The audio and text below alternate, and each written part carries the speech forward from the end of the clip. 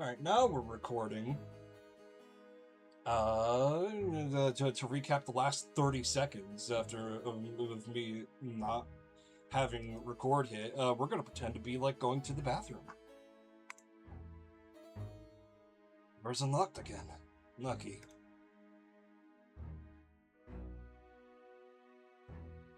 Have a good night, Fantasy. Thank you for stopping by. They quickly find a USB slot and plug the stick in. I don't remember if they told me I had to do anything else. Ah, shit. I think I hear someone outside. I unplug the USB and peek out the door. There's no one there. What are you lost? Oh shit, it's Nico. For such a big guy, he can sure be sneaky. Yeah, I'm lost. I'm looking for a bathroom. There's no one downstairs. Hurry up. I'll be pissed if they catch you here. Cool. Thanks, Nico. Passed some producers on my way back downstairs. It was some kind of crisis.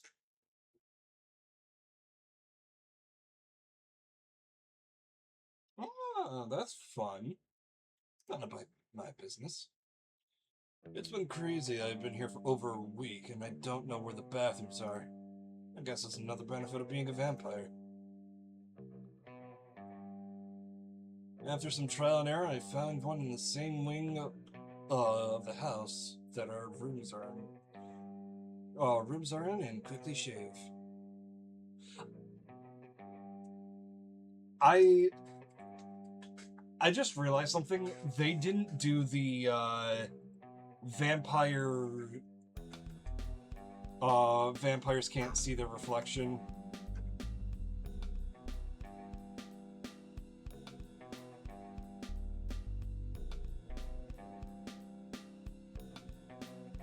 And yeah.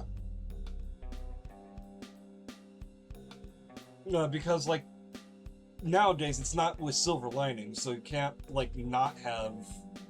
You get the gist. I head outside for a little time to myself before I'm in front of the cameras again. Those are pretty cool, actually. I wonder who built this place and why. I hear something in the trees. Follow the sound. Ain't Proba's out here too. Ah, they updated the sprite. Hello? There's no one. Where? I definitely heard footsteps. Maybe. Huh, where is it? Ain't getting all these gadgets from anyways. Welcome, Kushida. Could someone else be sneaking into the woods and hiding them all for 8 to find? I hear someone stomping around in the garden.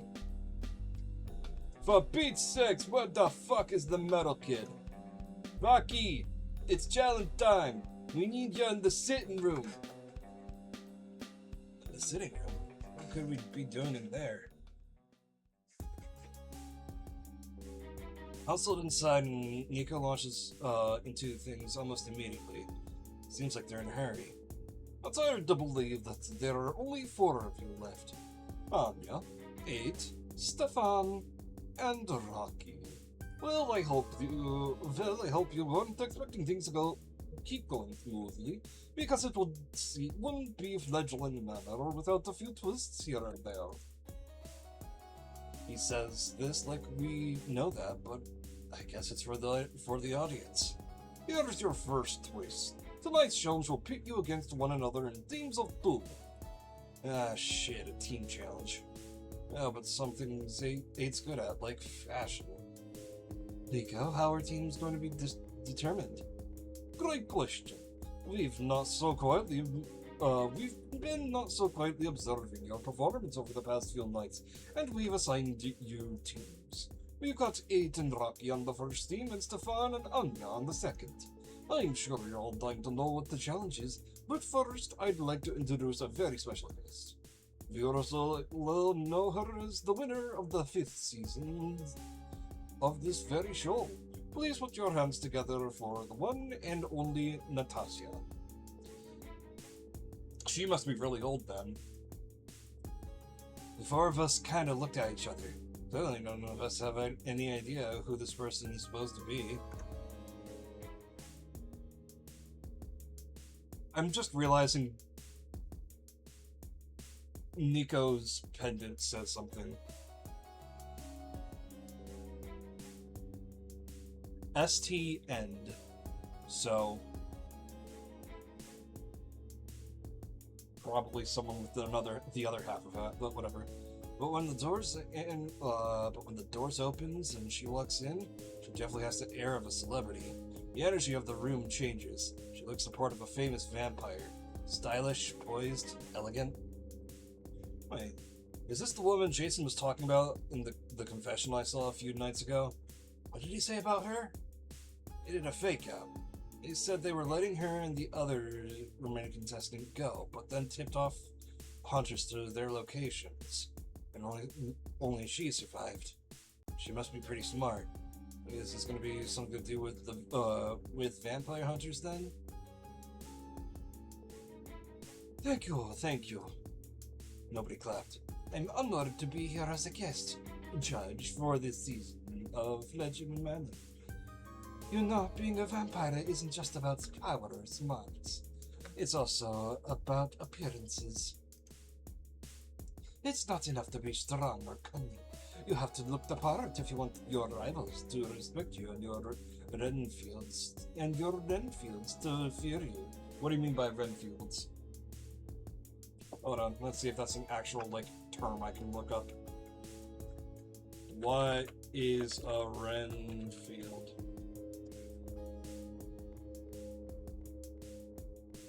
Ah! He's a guy from the original Dracula.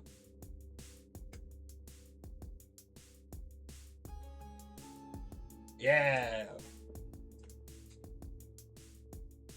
Where's she going with this? That's why this challenge is a makeover. What? A few PAs wheel out some racks of clothing, ranging from timeless and formal to really wild-looking runway stuff. Anya has the barest hint of a smile on her face. Meanwhile, Stefan is staring blankly into the distance. 8 looks like they can barely contain their excitement. Alright. Each team will be given access to the Fledgling Manor wardrobe, from which you will have to construct the most impressive outfits you can find. Natasha will judge your makeovers, taking into account style, team coherence, and originality. Do your best because the winning team will be Natasha's guest in a special party for Fledgling Manor mega fans. That doesn't really sound that appealing, but I guess it can't hurt. Get to it, Fledglings. You have 1 hour to make yourselves fit the part. Holy shit, yes. It's a makeover challenge. Well, it seems too good to be true. This is incredible. We actually got a chance here. Don't get too excited, Rocky. Have you noticed what's been going around for the past few nights? What? You mean production focusing on Anya and Stefan? Sure, but I know about fashion. Yes, I do. But it's clear that they're trying to push for a final 2 pairing that doesn't include us.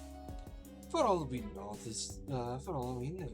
this team. I forgot that I wasn't doing a Russian challenge for Russian accent for 8 or Transylvanian. For all we knew, this team challenge could have been cooked up at the last minute for that exact purpose. Ah, fuck, I guess you're right. Still, that's no reason not to try. Tell me, how would you describe your style?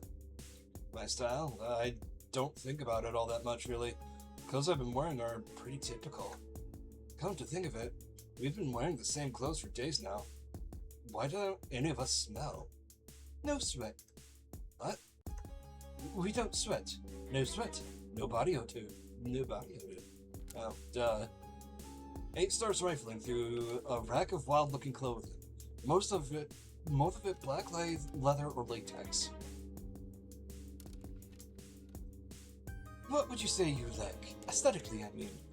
I wish I had one of those lists of aesthetics I could scroll through. I'll let you in on a little secret, Rocky. Those are made up. They aren't real. Nobody actually identifies with dark academia or neo-peasant culture, unless they're looking for a shortcut to a personality, and I don't think you need that. Oh, thanks. So, you like black, right? Sure, yeah, just always seems kind of easy to wear.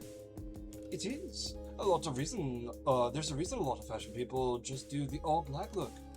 The trick is to avoid looking like your restaurant host. Avoid looking like your restaurant host. And you know how to do that? Not really, no. They whip off a jacket, off the rack with a flourish. With texture! Sure enough, the jacket's shoulders are decorated with long, glossy feathers. Oh, neat. Oh, neat? Yeah, it's cool, I guess. Not the reaction I was looking for, but okay. What do you like? Oh, there are a lot of designers I'm into. A lot of dark stuff like the Demiolemestia. Ise Miyake, Yoji Yamamoto, but I'm more into the colorful designers like Charles Jeffrey as well. Is that supposed to be a Jeffrey Charles reference? Oof. Well, you can if that's supposed to be a Jeffrey, or no, I'm thinking James Charles.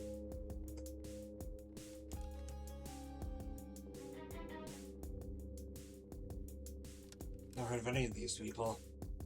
Here we go. I've got just the thing. They produce a shiny piece of black material that looks like it's been slashed to ribbons. What is it? It's a gown. I'm not sure who the designer is. A gown, huh? I'm not afraid of a little dress, are you? What, me? Afraid? No way. Anyways, it seems like the kind of thing these high fashion it seems like the kind of thing these high fashion rappers would be into. Great, now let me see. I dig around to the rack a little more while I peer over Stefan and Anya.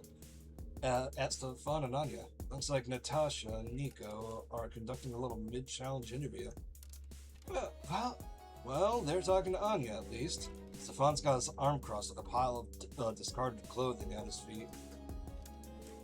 Anya's having a hard time with Stefan. I don't envy her. Can you imagine trying to dress him? Okay, Stefan, why don't we try this outfit? Useless preening. A true predator has no need for frivolous things like outfits.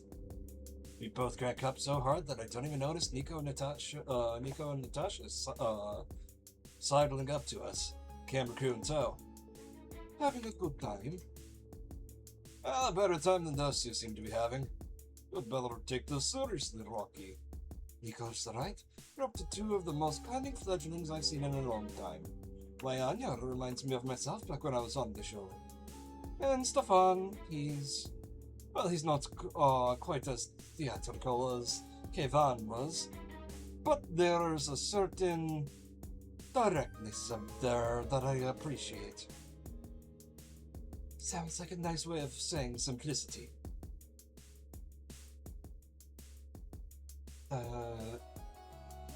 Natasha casts a contemptuous look at 8, but by now I know better than to think I have to protect them.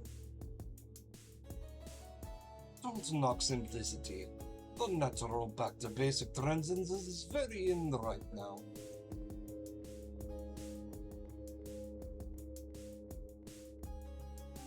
Oh, okay. I'm not familiar with any sort of fashion shenanigans. Speaking of which, we better let them get back to it. Yes, I suppose that's true. Very good. She seems nice. 8 turns away from the rack and places their hands on my shoulder. Leaning in so that their mask is just inches from my face. Rocky? Rocky, listen to me. We need to stop expecting basic human decency from vampires. Remember, they aren't human. Imagine the Imagine the pettiest schoolyard bully you've ever met. The vampires we'll meet tonight if we win this thing are all likely that. Only they're centuries-old monsters who live in a society built on cruelty. So why do we even care about winning then? 2 reasons. First, I suspect the party isn't the only prize. Second, it would be an opportunity to have some fun. With cribs like that? They're all plays. Oh, you want to fuck with them? Shh. But, yes, now, let's get changed. We're running out of time. It hustles me into the corner of the room behind one of the old-fashioned folding private screens.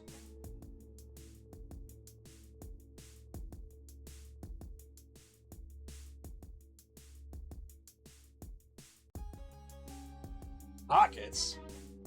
Hell yeah. I pull my shirt off and shuffle out of my jeans. Suddenly I feel kind of self-conscious. Walkie, I've seen hundreds of people naked.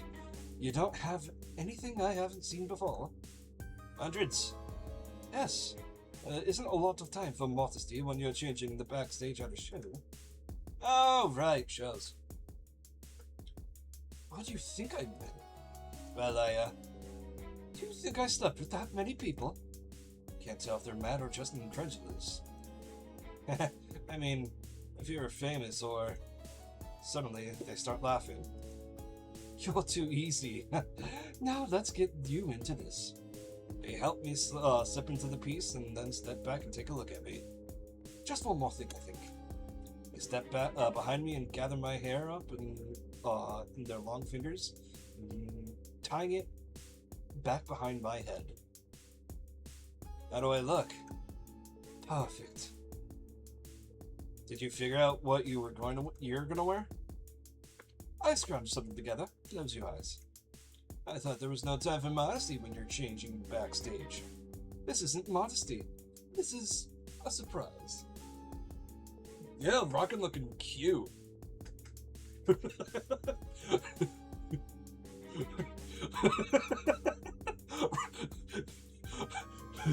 Rocky looking like a Rocky looking dangerous to be walking in Thailand.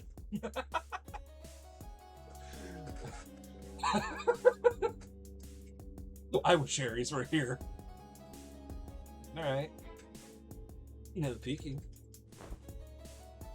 I shut my eyes and placed my hands over them, listening to the sound of 8 shedding the clothes they've been wearing up until now and putting on something else. When I was a kid, I used to close my eyes and press the heels of my palms into them until I saw flashing lights in the dark. If I could tell that kid he'd be on a vampire reality show one day, I wonder how he'd take it. You can open your eyes now.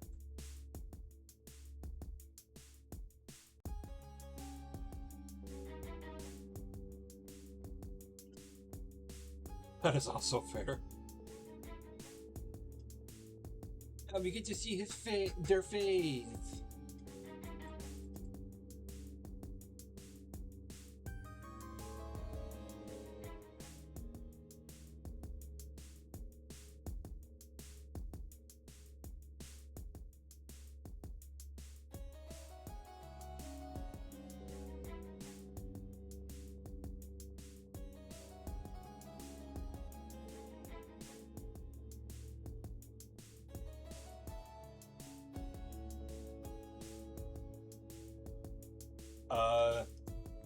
Okay, there we go. It changed into their new outfit. But more importantly, the mask is on. For the first time, I can see Eight's face. So, what do you think? Ah, it looks so cool. Eight grins at me, and for the first time, I can actually see their expression. Their mouth full of needle-like teeth, their bat-like nose, and their pointed ears. Like the rest of us, there's no mistaking them for human. They're indisputably something different. But they're still the same person I've gotten to know the past week and change. Yep. 8 is... I mean, yeah, they're spooky, but they're not like... egad spooky. They're I would actually agree with what Rocky said. They look cool. I wanted you to see me first, Rocky, before everyone else. The show made you wear that mask though, right? Aren't you gonna get in trouble? Haven't you realized yet? Being in trouble is a fake idea. What are they going to do? Oh, damn. That's kind of a very Nico-esque. Like, that looks... This looks like...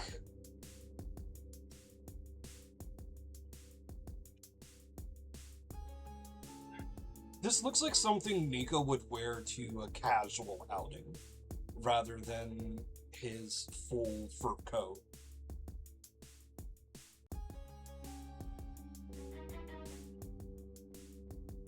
Oh, they are both in danger. Now they might kill us, I guess. At this point, if they're going to kill us, they're going to kill us. I'm not going to let them control us before then, too. Time's up, fledglings. Please assemble promptly for judging. After you. We head over to the gathered crew in the center of the room, drawing a few gasps and whispered remarks as we go. Natasha gets a look at 8 and raises an eyebrow. Nico's just snickering to himself, apparently finding the whole thing pretty amusing. I see Anya emerge in a stylish low-cut top and tight pants. My heart sinks. She looks incredible. Yeah, she looks pretty cute. But, you know, being two-faced is a bit, drops a few levels. Though, Anya and Stefan, shall we start with you? Hold on, what is Stefan?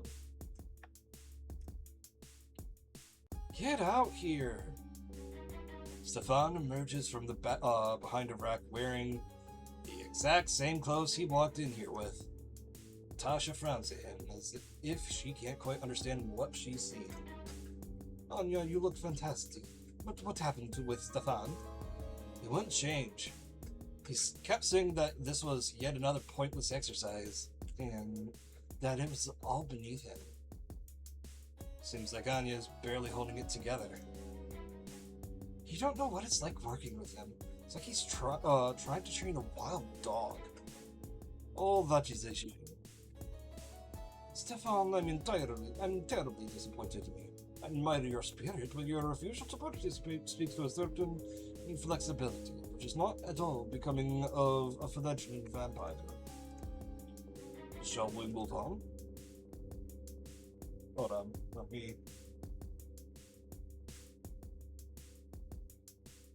Oh, damn, is there no way to, like...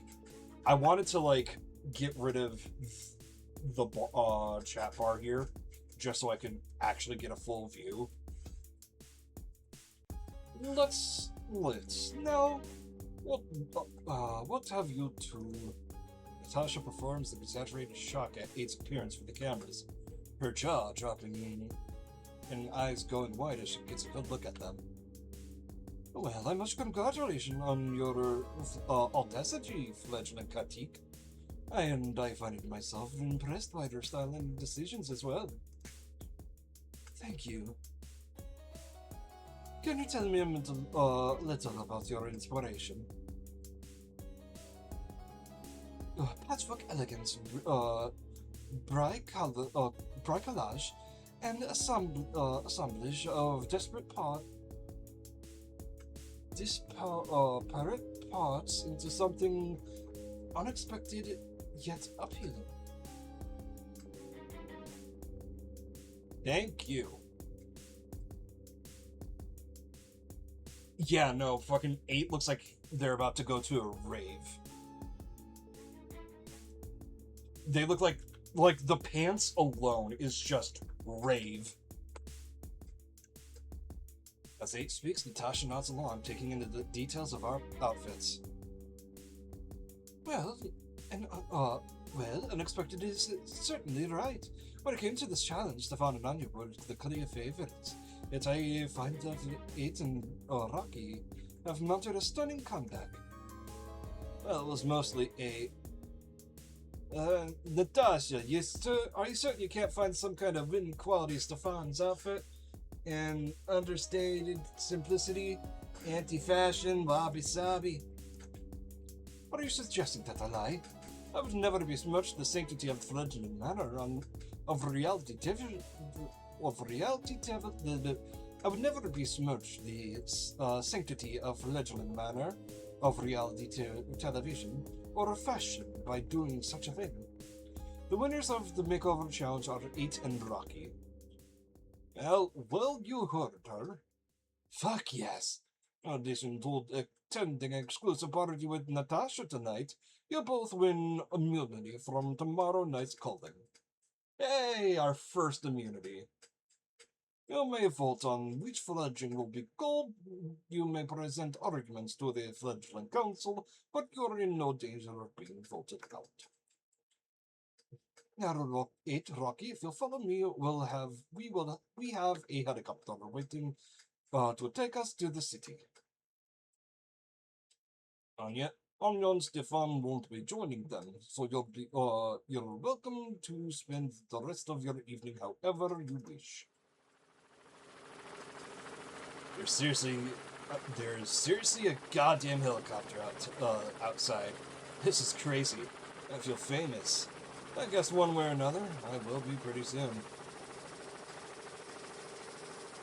The helicopter whisks the 3 of us into the air. I didn't realize how loud they were.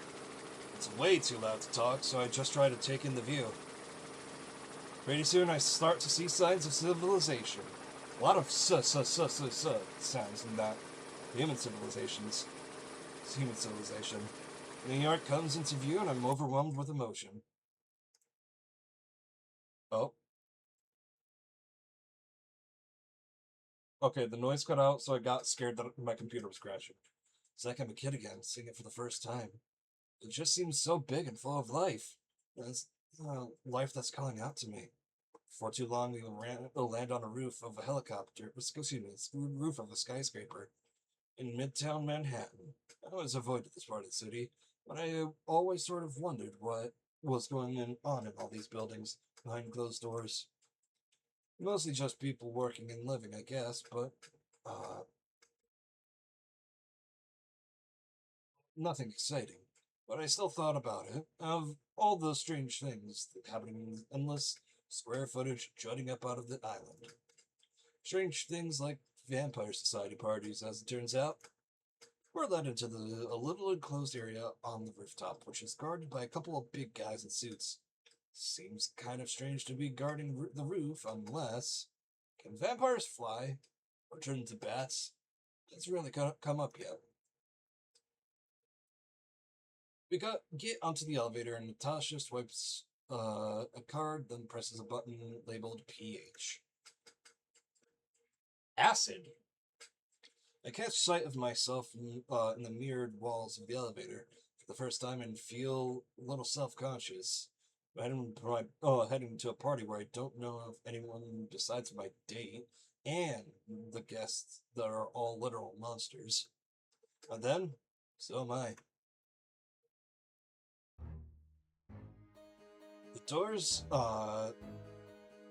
slide open into the penthouse floor, and we step inside. I don't know what I expected a Vampire Society party to look like, but this could pass for a normal rich person thing. Tasteful, spare decor. Tasteful, spare decor, the kind you see in movies. Very minimal. I wonder if someone actually lives here or is it just used for parties like this. Then I noticed the heavy-looking steel blinds over the windows that stretched the length of the room. Maybe someone does sleep here during the day? I definitely don't belong in a place like this, or at least never did before. Thankfully, the fashion is all over the place. From looks that belong in Ren Fair to more modern avant-garde stuff, so we don't stick out too much. Everyone stops as Natasha walks out ahead of us and clears her throat. I'm pleased to introduce our guests of honor. Two of the remaining 4 contestants on this season of Fledgling Manor. There's a bit of polite applause, some necks craning to get a better look at us. A few people start making their way over. The waiter passes by with a tray of emptied glasses, some stray red drops clinging to them. The scent of blood in the air, not just the glasses being circulated throughout the room either, but straight from the source. There's a guy in his 20s laying nude on a table in a daze with bite marks all over him, over his neck and thighs, like that thing like that thing where they put sushi on a naked woman. And there are other humans. There are other humans too, punching across chassis, or even sitting at the feet of vampires like pets. So, who are these vampires exactly? Most of them are patrons at the show. They're the ones who front the money and real estate to make Fledgling Manor happen. What do they get out of it? What does any patron get out of it? A feeling of supporting culture and the arts, a reputation as a generous, powerful person, that sort of thing. Suddenly she turns and peers down the hall, leading to another section of the penthouse. There's a guy in what looks like a golden bathrobe heading away from us. Oh, sorry about this, but I need to go speak with that man. He's very interested in discussing spin-off concepts I've been working on. 1 second. Took a sip. I call it Natasha's next upper infield. So, kidnapping humans for... Okay. Have fun, you'll do. I'll catch up with you later. In the meantime, meet and mingle. It's not often you get an opportunity like this.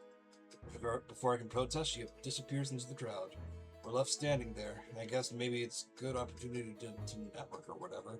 If I lived long enough to take advantage of any of the connections we make. At least the view's nice. A woman with nearly translucent skin approaches us from the crowd, looking shocked. I appear to have been poorly prepared to receive you both. Felicitations on your success. He didn't tell you we were coming. She keeps eyeing Abe nervously. You see, there must have been a miscommunication. I do not believe you are the two fledglings I was told about. Sorry to cause any confusion. No, please. Make yourselves comfortable. Enjoy the party. Damn, they really tried to get us out. I raised an eyebrow and I guess whoever briefed the hostess was also under the assumption that Anya and Stefan would be the winners tonight. Given the crowd of vampires this big, he's the only one who stands out as looking like any other human. I'm still getting used to seeing their face. Fancy vampire in an old-timey coat and founding father wig bumps into me as he passes. Excuse me. Oh god, what kind of voice?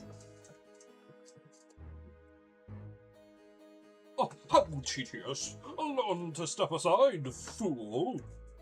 Before he can continue either insulting me or walking past, he stops, eyes wide, looking at Abe. Well, I can hardly believe it!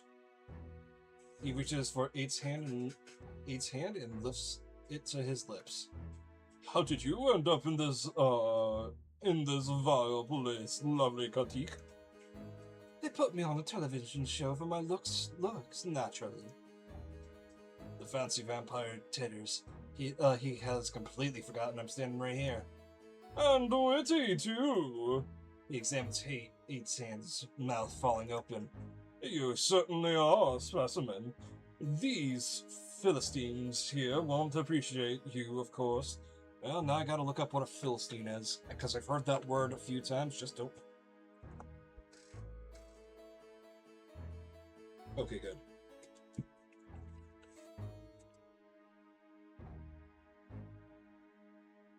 A person who doesn't understand the arts. Got it. No one really has any taste these days. Oh my dear, if you only knew how true that was. There was a time when we would have worshipped you as a god. He steps closer to A and he rests his free hand on their waist. Before I can stop him, 8 glances at me and shakes their head. Do they like this? Is this what they're into? We had a little coven in in Firenze. Fuck, now I gotta do an Italian accent. We had a little coven in Firenze, you know. My friend and I. We had such a wonderful ideas for how things could be. Such plans, my dear. Just letting you.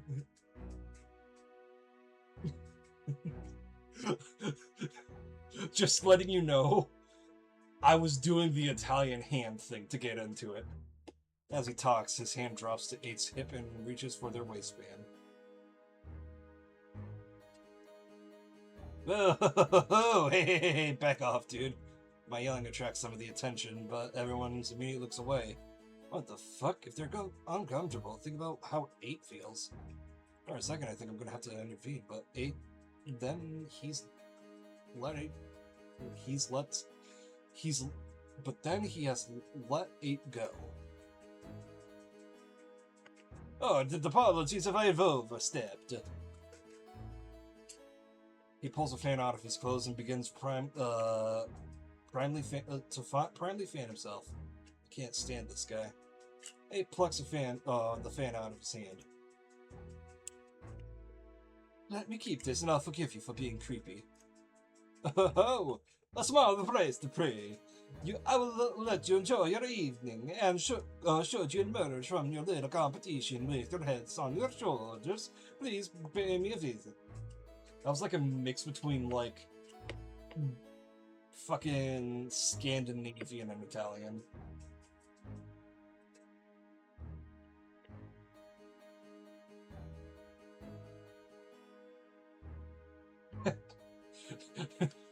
And finally he bows and walks away. Dude, what the fuck was that? 8 shrugs and grabbing my hand and pulling me back through the thickest part of the crowd to a door. Stay close to me. They pull something out of the off the back of the fan and stick it into the lock and quickly turning it and letting us through. On the other side of the door, the penthouse looks basically the same, but empty. Wait, did that guy... Did you really think did you think I was just really into antiques? I have so many questions. Why did he have a key taped to a fan? Did he know 8 was going to be here? Was he just pretending to be a pervert? He was so convincing. Come on, Rocky. Let's see what trouble we can cause. We poke around the rest of the penthouse, and there's really not much there. There's a bunch of empty bedrooms, a surprising number of bathrooms with nothing in the cabinets, and a fridge with an empty bag of blood. 8 lights up when we find a room that seems to be serving as some kind of coat check. All kinds of coats are hanging on wheeled racks packed into the room. If vampires don't get cold or hot, I guess they can just wear whatever they like. Some of these coats look pretty expensive. Is this real fur? These are rich vampires, remember? Like rich people, only they've had hundreds of years to build their wealth. Alright. Hey, how do they do that anyway? When people start to notice if they're not aging or dying?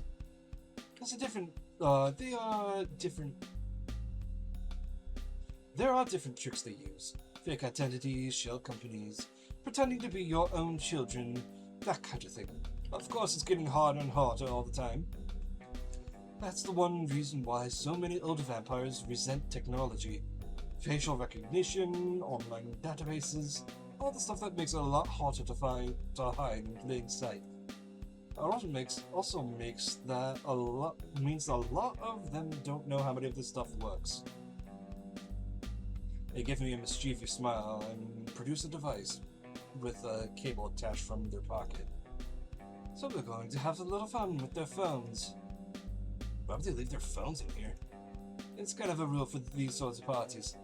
You can't risk photos or videos being taken of them that could unmask them. I guess that makes sense. Did you ever go to these kinds of things? A few times, before my maker turned to me, of course. It all seemed very glamorous back then. Shouldn't there be someone guarding this place? These people seem like the paranoid type. Yeah, the door was unlocked, but still, you're right. The guard must have ducked out for the moment. That's convenient for us. 8 grabs a coat at random, a huge gray fur thing, and fishes around the pocket before pulling out a phone and plugging the little device into it. So, what's that thing do? And where'd you get it, anyways? It downloads some code that lets you remotely spoof text message to and from the device. Well, that sounds like real spy stuff. Wait, that guy earlier, when he grabbed at you, he dropped into my pants, yes. And I almost blew your cover there, didn't I?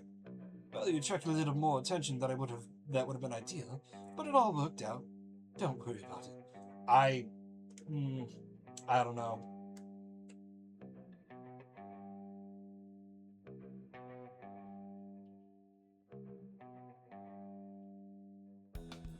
I just saw the comments you've been posting, Vixie.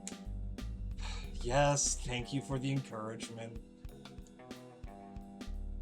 I guess I need a little more practice at sneaking around. Yes, then I hear footsteps approaching from down the hall. There's no time like the present. 8 grabs me and yanks me to the side, pushing me up against the bedroom wall. Through the tall windows, I can see the city. Going about its night far below us. The steps are getting closer. Just follow my lead, okay? Sure. Oh, hell yeah!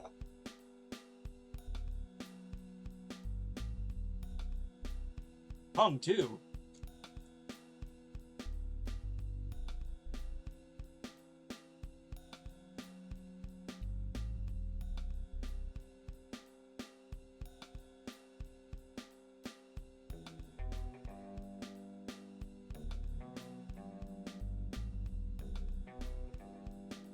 Fucking this hand here is killing me.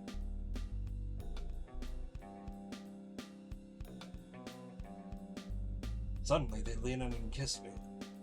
I'm surprised and clumsy at first, my teeth clacking against 8's array of razor-sharp fangs.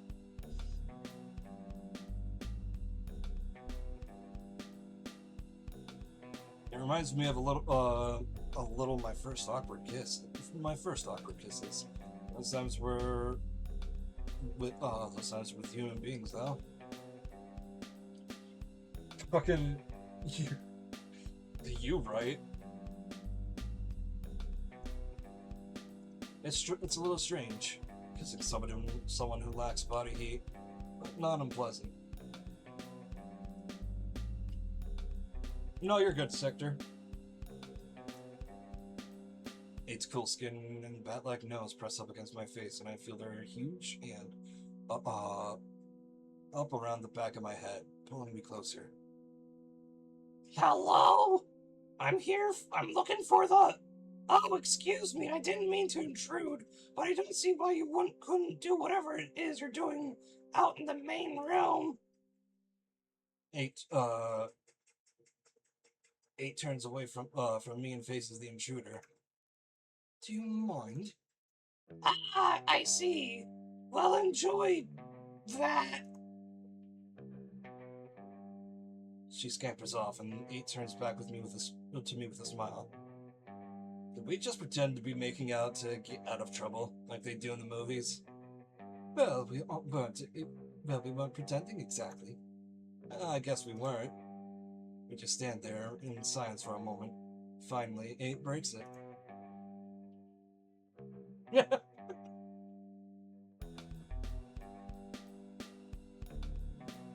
Should wrap this up and get out of here. The next person who wanders in might not be so easily scared off. Right. They repeat the connection with phones throughout the room, plugging the little device and then carefully replacing the phone. This all goes beyond just messing with the show, doesn't it? I mean, you setting up these phones. The guy earlier, you're in contact with with people outside of the house. I am, yeah. Whoa, what for? Isn't it obvious? You're trying to take it down. That's right. You're going to try and destroy Fledgling Manor? To start, yeah. To start. They unplugged the device one last time and put it back into the pants. Fledgling Manor is a symbol. It isn't the root of the problem, it's just the latest manifestation of underlying sickness. If we do nothing, the show will probably go away on its own, and end up getting replaced with something else when people get bored of it. But if we hit it now, at the peak of its popularity,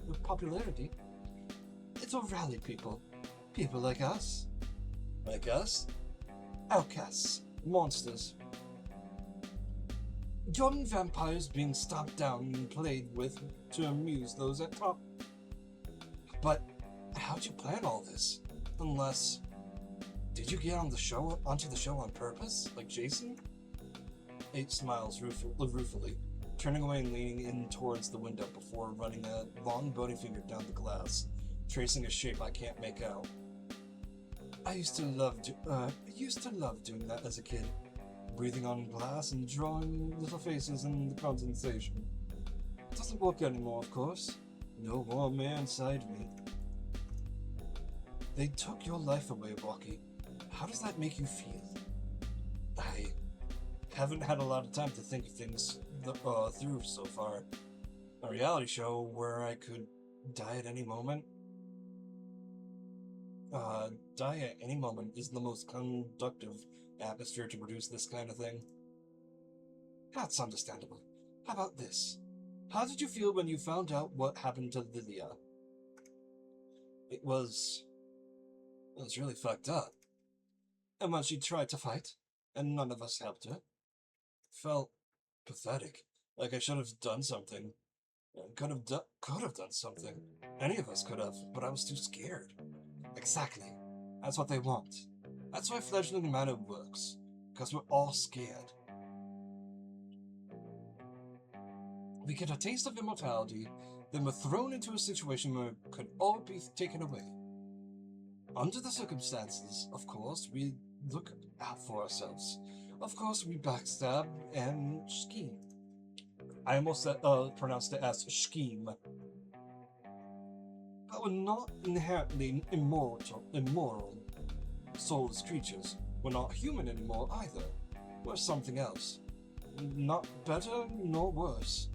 Just different. Different, yeah. And if we work together, we can build a different world. That sounds cool and all, but you still haven't told me what's going on. I know, and I'm sorry to keep secrets from you, but I can't.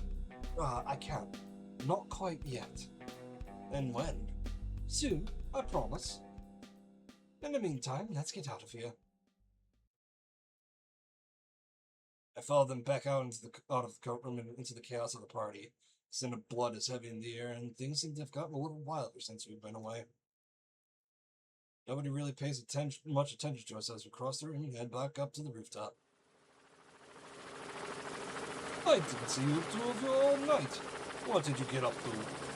Oh, you know, just, plugging into Vampire Society. Natasha smiles and nods. I don't think she heard me. The producer is waiting. I'm surprised yet I'm not surprised that they didn't try to just flee.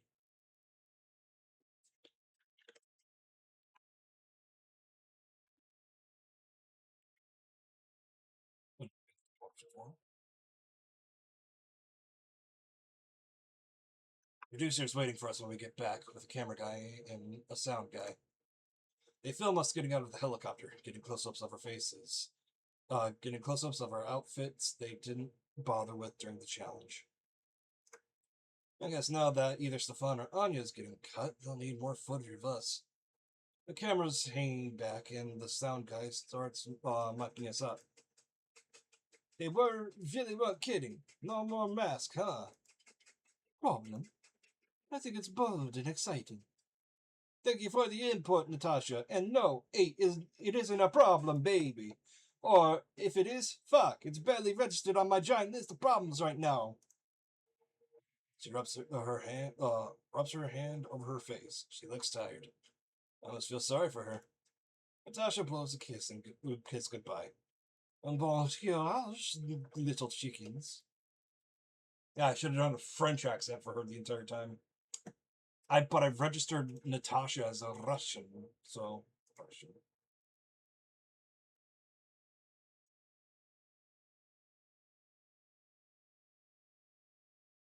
She scurries back to a black car waiting in the driveway, and the rest of us goes inside. We're steered towards the kitchen where Anya and Stefan look completely wiped out. Realizing I didn't drink much at the party, I grabbed some bagged blood from the fridge. What's wrong with the two of you? Oh, buck up, Fledglings. It wasn't that bad.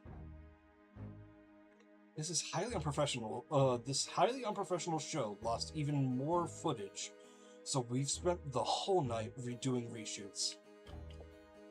Oh, is that what the USB drive did? Just be good little children of the night, and we can all go to sleep. We start filming. How was the party? Anya does nothing to hide the jealousy of her tired eyes. Okay, I know how this works. They want us to brag about how great the reward was. It was quite the experience. Fun. It was fun, right? Oh, very fun. Such interesting characters. Sick. 8 and I are on the same page. And all that blood! Yummy.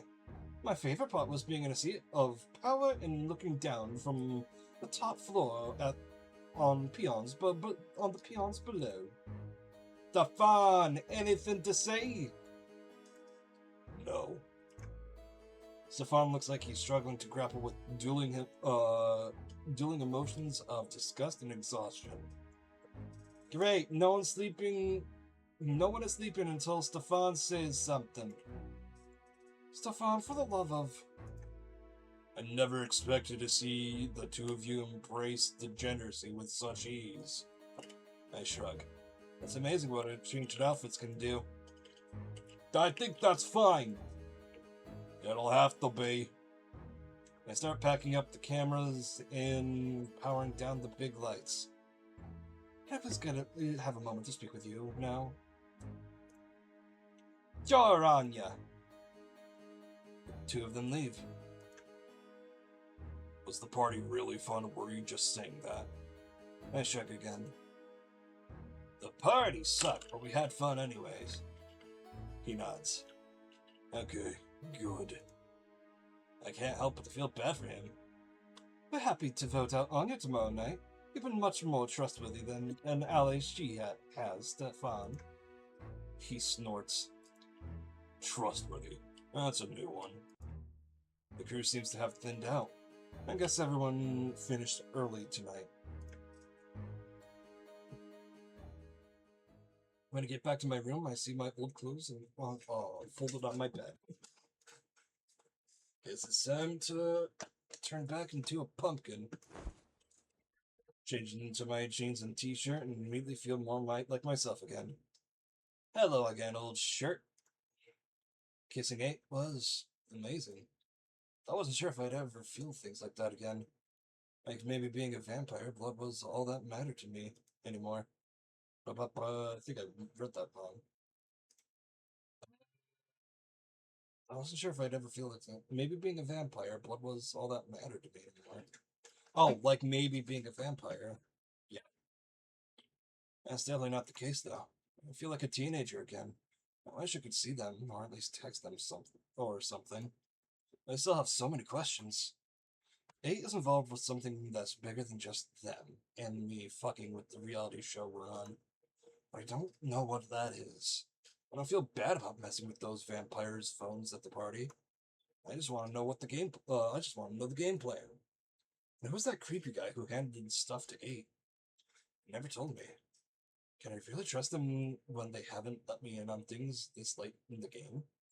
I lied down and closed my eyes. I'm way too sleepy to stand. I just have one last thought as I lose consciousness. Is there a chance we can actually get out of this with both of our heads still attached? I wake up from another dreamless sleep. What we did last night coming into the forefront of my memory. That was really fun, sneaking around with eight. I wonder if what we did worked. No one seemed to be around. I guess there's probably in some other part of the mansion. I wander around for a while, passing by the kitchen. The thought of cold blood from the fridge makes my stomach turn. My body wants fresh blood. Didn't I drink more at the party last night? I guess the vibes were just too creepy. And Nate and I were busy. Whenever I see a crew member, they're just kind of scurrying around, really busy. Hey, what's going on? Just people working, Rocky. Because some of us have jobs. Well, the vibe feels different. More reshoots? No, this is something else. Seems more hectic than usual. Someone call it sick? PA seemed spooked by that for a second. Maybe someone did call out sick. I don't know. I don't know how vampire health works.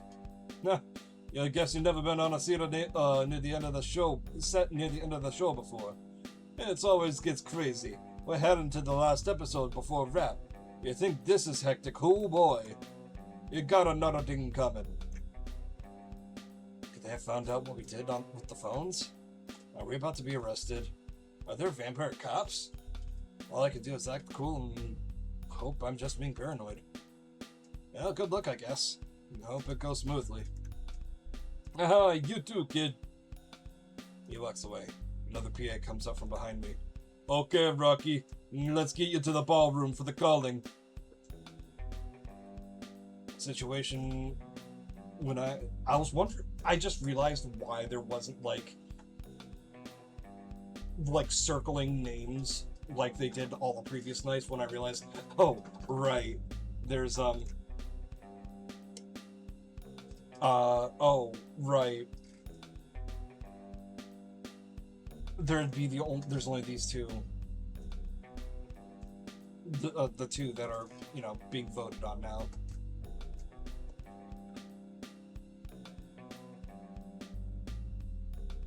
The situation when I head in for the Fledgling Council is weird too. There don't seem to be as many producers as usual, for one thing. It's almost just crew members with the usual PAs and a couple of lower level producers. I catch each eye. It's still startling to see their real face. I don't seem to be concerned about the change, but I don't know. It's possible they figured out something is going on. There isn't as many of those suits in here tonight. How strange. I wonder what's going on. Maybe they're just jumping ship because this is such a badly run show. They must have really put you through it after we left last night.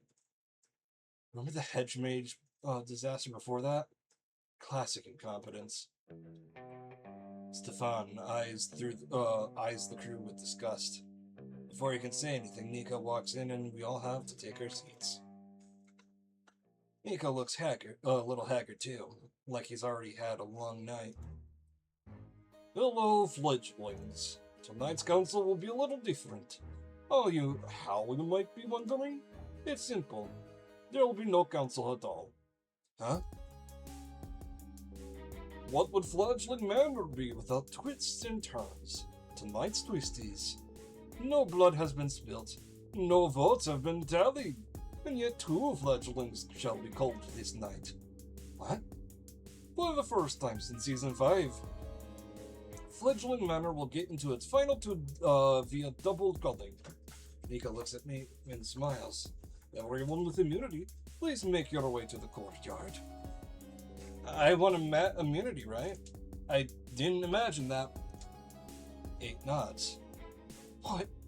You can't do this. Of course we can, Anya. But this isn't fair. Just because we lost one stupid challenge? You don't know what it is, what it was like trying to work with him. For his part, Stefan looks ready to try and fight his way out. You want me? Then come get me! He must have been ready for this, because a couple of tough-looking crew members jumped toward him from behind and grabbed his arms. He tries to shake him off, but before he can, Nico steps forward and does the same weird things with his eyes that he did with Lilia. Stefan drops like a stack of dirt. Blech. No. Just go, Emma. Yeah, it'll be over quick. She must be too stunned to put up a fight, because she lets herself be escorted out of the room. The two members who grab Stefan follow behind her, dragging his limp form. This is weird, right? Should we be worried about this? I don't know just yet. Let's tread carefully. So that's it. Anya and Stefan are both getting cold. Can't say that either of them strikes me as a particularly nice person, but something about this still feels wrong. Is it just the break in from the format? Was this a last-minute change of plans? Does production know more than 8 thinks they do? I look over at 8, and we make our way into the courtyard, but their face is just as unreadable as it was when they were wearing the mask. We stand out there alone for a while, waiting for them to drag out our unlucky competitors. That's what they were. Unlucky. Anya, at least, she got a bad break stuck with Stefan in the makeover. She was right. She doesn't deserve to die because of that. But nobody here deserved to die, at least not for anything they did since I met them. This is also fucking horrible. Finally, Stefan and Anya are led onto the spot where 4 other vampires have already met their end. They look just as out of it as the rest of them did. I still don't know what that's all about, but they certainly don't seem strong or coherent enough to resist right now. They can barely stand. Well, let's get this over with. I watch as Stefan's head is shorn off his body with clinical precision. Anya looks up at me with bleary confusion. Even now, she can't seem to process the fact that it's me and 8 standing up here watching her die, not the other way around. And she's gone too. The dust of the 2 clear favorites has already begun to blend into an indistinguishable heap. Ashes to ashes, dust to dust. 2 fledglings fall, 2 remain. Nico visibly slumps after he says the line. Alright, I'm fucking off until tomorrow night. Don't try to find me. He seems really jittery. I guess everyone on staff is sort of freaking out. Now what? I didn't anticipate this. Anticipate what? The double execution. The onto us. Picking up the pace of the show. Trying to wrap things up before they get too much trouble. What does that mean? It means we need to adapt. It'd be a lot easier if I knew what exactly the plan was. Like, are you planning to, that something will get us both out of here, or have I just been a useful tool up until this point? What do you think? At this point, I don't know what to think. You keep alluding to all these schemes that I haven't been, let in on. We've messed with the show, inconvenienced them, but how does this end? One way or another, it won't be long before you find out. Do you trust me? You asked me the same thing 4 nights ago, after Lilia's execution. Back then, you said yes. Has that changed? I don't know. I feel like we have a chance of escaping without either one of us ending up dead, but I can't see how we get there. I guess I still do trust you, yeah. Then all I'm asking you is for you to trust me a little longer. Until tomorrow. I'll tell you everything. You promise? No more wheels within wheels? I promise. right now I need to talk to my contact on the outside. Can you distract the crew for a bit? Sure. We're so close, Rocky. I couldn't do this without you. They stalk off into the night, disappearing into the tree line. Just then, I'm startled by one of the few remaining producers sidling up beside me. Rocky, can we chat? Oh, sure. Let's go into the kitchen.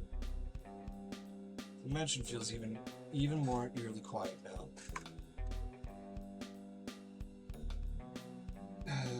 The producer grabs some bagged blood from the fridge and pours it into a glass. Not long after we arrive, a PA lets Aid in. Guess it was a short chat with their contact. Well, first of all, wow, congratulations. A huge upset. We really didn't prepare for this. The challenges of making a reality show, huh? Don't get me started. This has been a disaster. Did us being the final two really cause that many issues? It didn't help. The network cut our episode count with no explanation, so we have to go right into the finale when we're not ready. Double elimination with no build-up? Just stake me now, I fucking swear. She's so stressed out now that she's spilling her guts. We have so much work to do tonight to get to this point where we can air it. I'm gonna need the two of you to get so on board. I'm gonna need the two of you to get so on board with all of us. Sorry, there was some weird punctuation, lack of punctuation, or like emphasis. I. That's a weird sentence. I ate. I ate. I ate. We're trying to undermine the show, but if cooperating a little can get us more information, maybe cooperating is the way to go? Of course, I've so been there. Fashion shows never go as planned, believe me. And it's always the people who don't have to lift a finger who demand the last minute changes, right? I mean, I would never speak ill of my bosses of the network. They're wonderful, but everyone gets fed up sometimes. Thanks. You're right. No one this nice has ever gotten so far in the show before. You know that? You nod reassuringly while she drinks her blood. Okay, so first we're gonna do some reshoots tonight.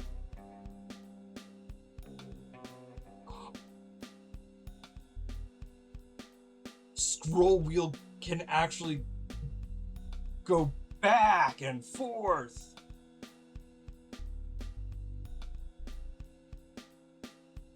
That's so neat. It may seem like a lot, but that's got to be the next two. That's because the next 2 nights are going to move fast. Do you have any questions? Yeah. How do you decide the winner? That's a surprise. You'll find out in the final council. There's gonna be another challenge. Nope. Tomorrow night you'll have a nice casual sit-down interview with Nico, and have the rest of the evening to yourselves.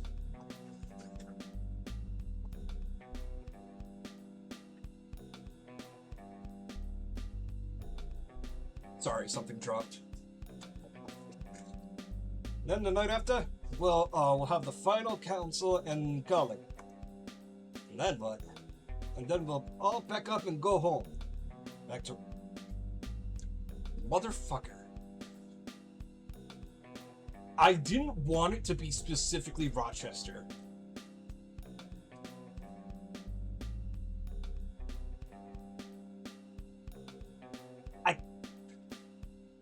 I didn't want it... Y'all, I live 20 minutes away from Rochester. No, more like a half hour away. But,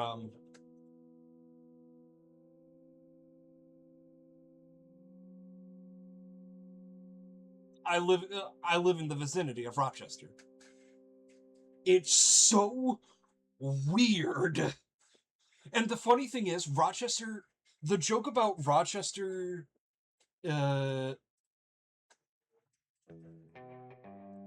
Uh, the joke is about Rochester is you really don't know much about Rochester. Rochester's just there. It exists. The only thing I can tell you, anything impressive about Rochester is that Susan B. Anthony is buried up here. That's it. That's all I can tell you about Rochester.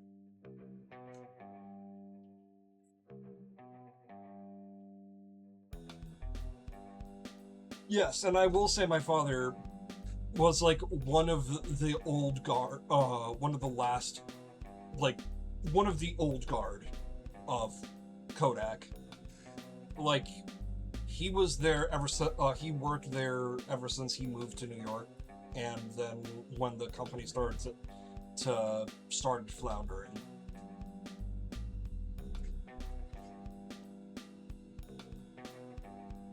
So, like, I say old guard, but he probably worked there for like a good 20 years, maybe. I'd have to ask him. Oh, so when I showed him the Simpsons video about Rochester, he, he, he got a good chuckle out of the part where the Kodak building breaks down. But yeah, no, like, the only two things that you can talk about Rochester is Kodak, which you really can't talk about anymore, and Susan B. Anthony is buried up here. And, like, if you're only learning history, well, if you're learning about history and... Was she part of... One second.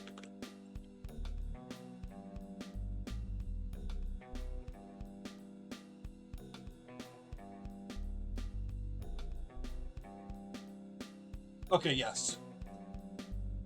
Oh, Frederick Douglass is also buried up here. Shit.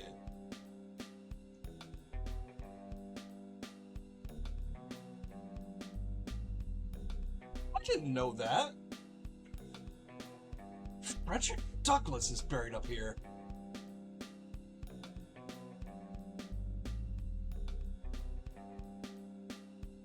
Still, if you're learning about history and major historical figures, those two are... Rochester is such... It's just weird for Rochester to be a location point to me, because as a Rochester local, Rochester is not special. It is a city. That is it. It is a city. Not... It's not New York City.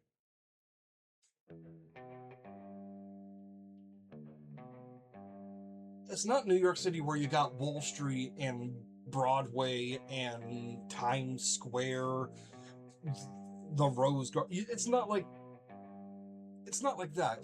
I cannot tell you a single... I can maybe point you to the Lilac Festival, which is... Oh... Borders and cops. Oof. But, like, the only thing I can tell you about Rochester is the Lilac Festival, and that's it. It's just a springtime festival that we have up here, and even then, it's just a bunch of... It's just a city... It's just Rochester City Con.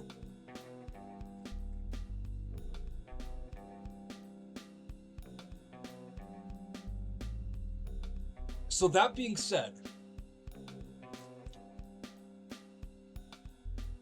I might shoot my shot and email these devs to say, hey, if y'all are actually in Rochester and y'all...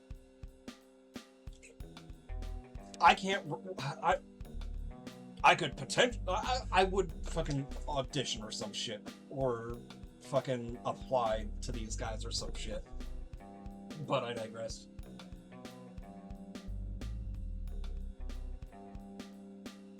Yeah, I definitely shoot my shot. Because, like, if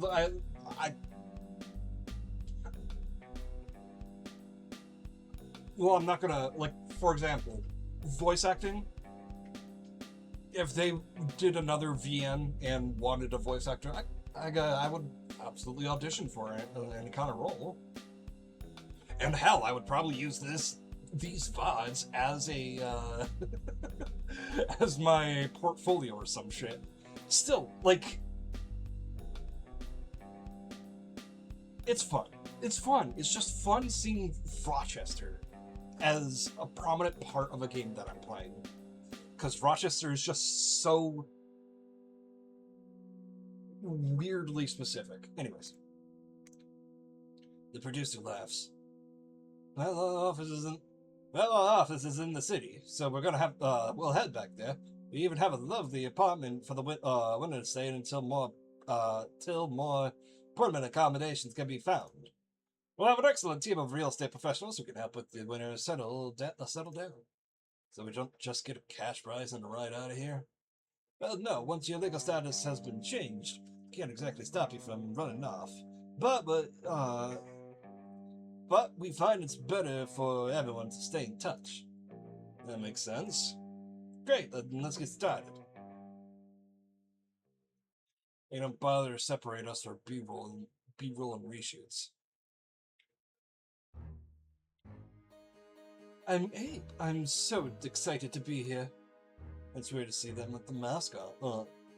See them with the mask back on, but the producer insists it's a continuity thing. Ta-da! I decided no more mask. And I decided no more mask, and I felt so supported by everyone here. If this is what a taste of Anya and Stefan did when 8 and I were at the party, I don't blame them for being so pissed off.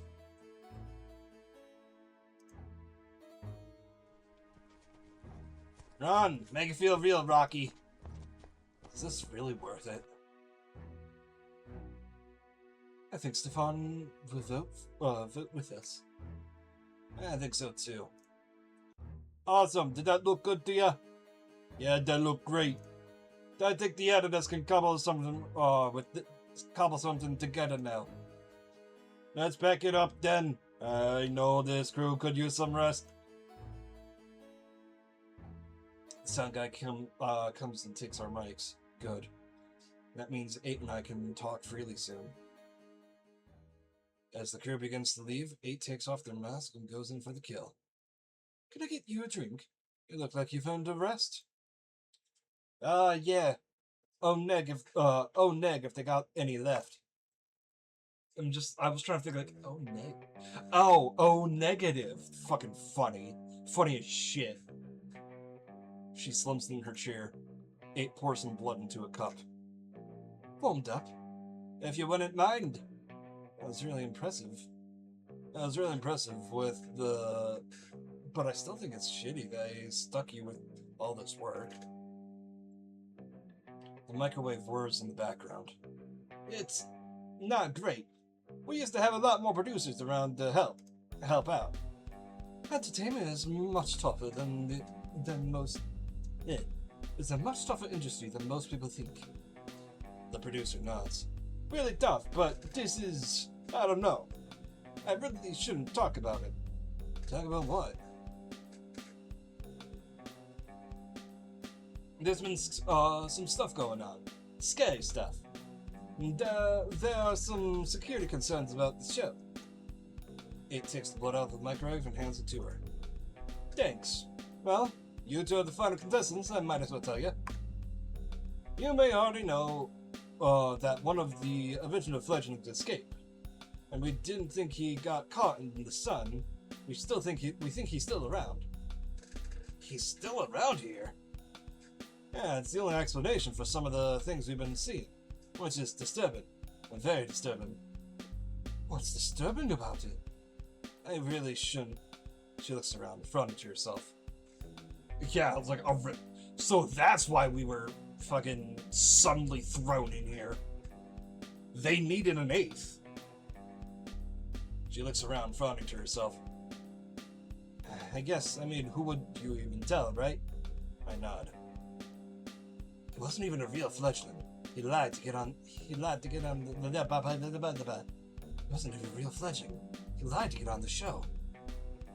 So he wanted to be on it on purpose, like Jason? And escape before he could start? No, he just wanted to get on for another reason. There have been attacks in the city. Explosions. There have been obvious signs of sabotage throughout this production. That's why we're trying to wrap early.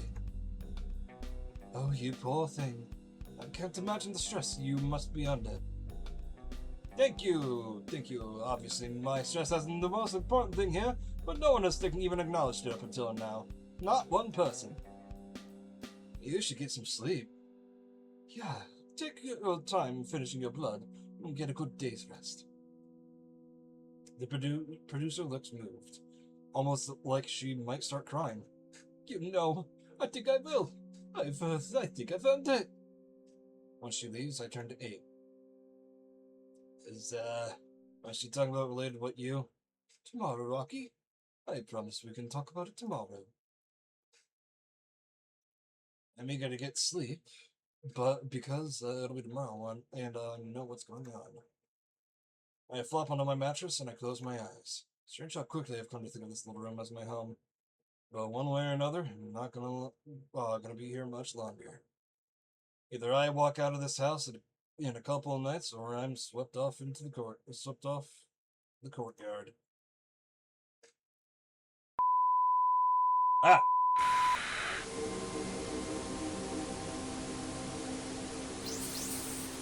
Actually scared the shit out of me. Attend, huh? Interview time. Mr. Alvarez needs you on set. I'm coming. I walk into the room, and Nico's sitting in one of the two chairs set in the middle of the room, messing with his phone. There's a camera crew off to the side, ready to start filming. I head over and settle down into a chair. A PA clips a lavender mic into my t-shirt, while a couple of others make sure Nico's makeup looks perfect. He keeps tapping away on his phone. Nico! 1 second, just 1 second. Hold on. Okay, I'm ready. How about you, Rocky? Are you ready for your big interview? I guess so, yeah. The PA hands Nico a stack of index cards, presumably with pre-prepared questions on them. Or maybe they just got some names of all the dead contestants on them. Wouldn't be the first time he's forgotten someone. Alright, we're rolling. Nico straightens out, and as he always does, whenever he notices the cameras are on. Rocky Alvarez. From the mysterious beginnings, you've risen up to become one of the final 2 contestants on Fledgling Manor. How are you feeling?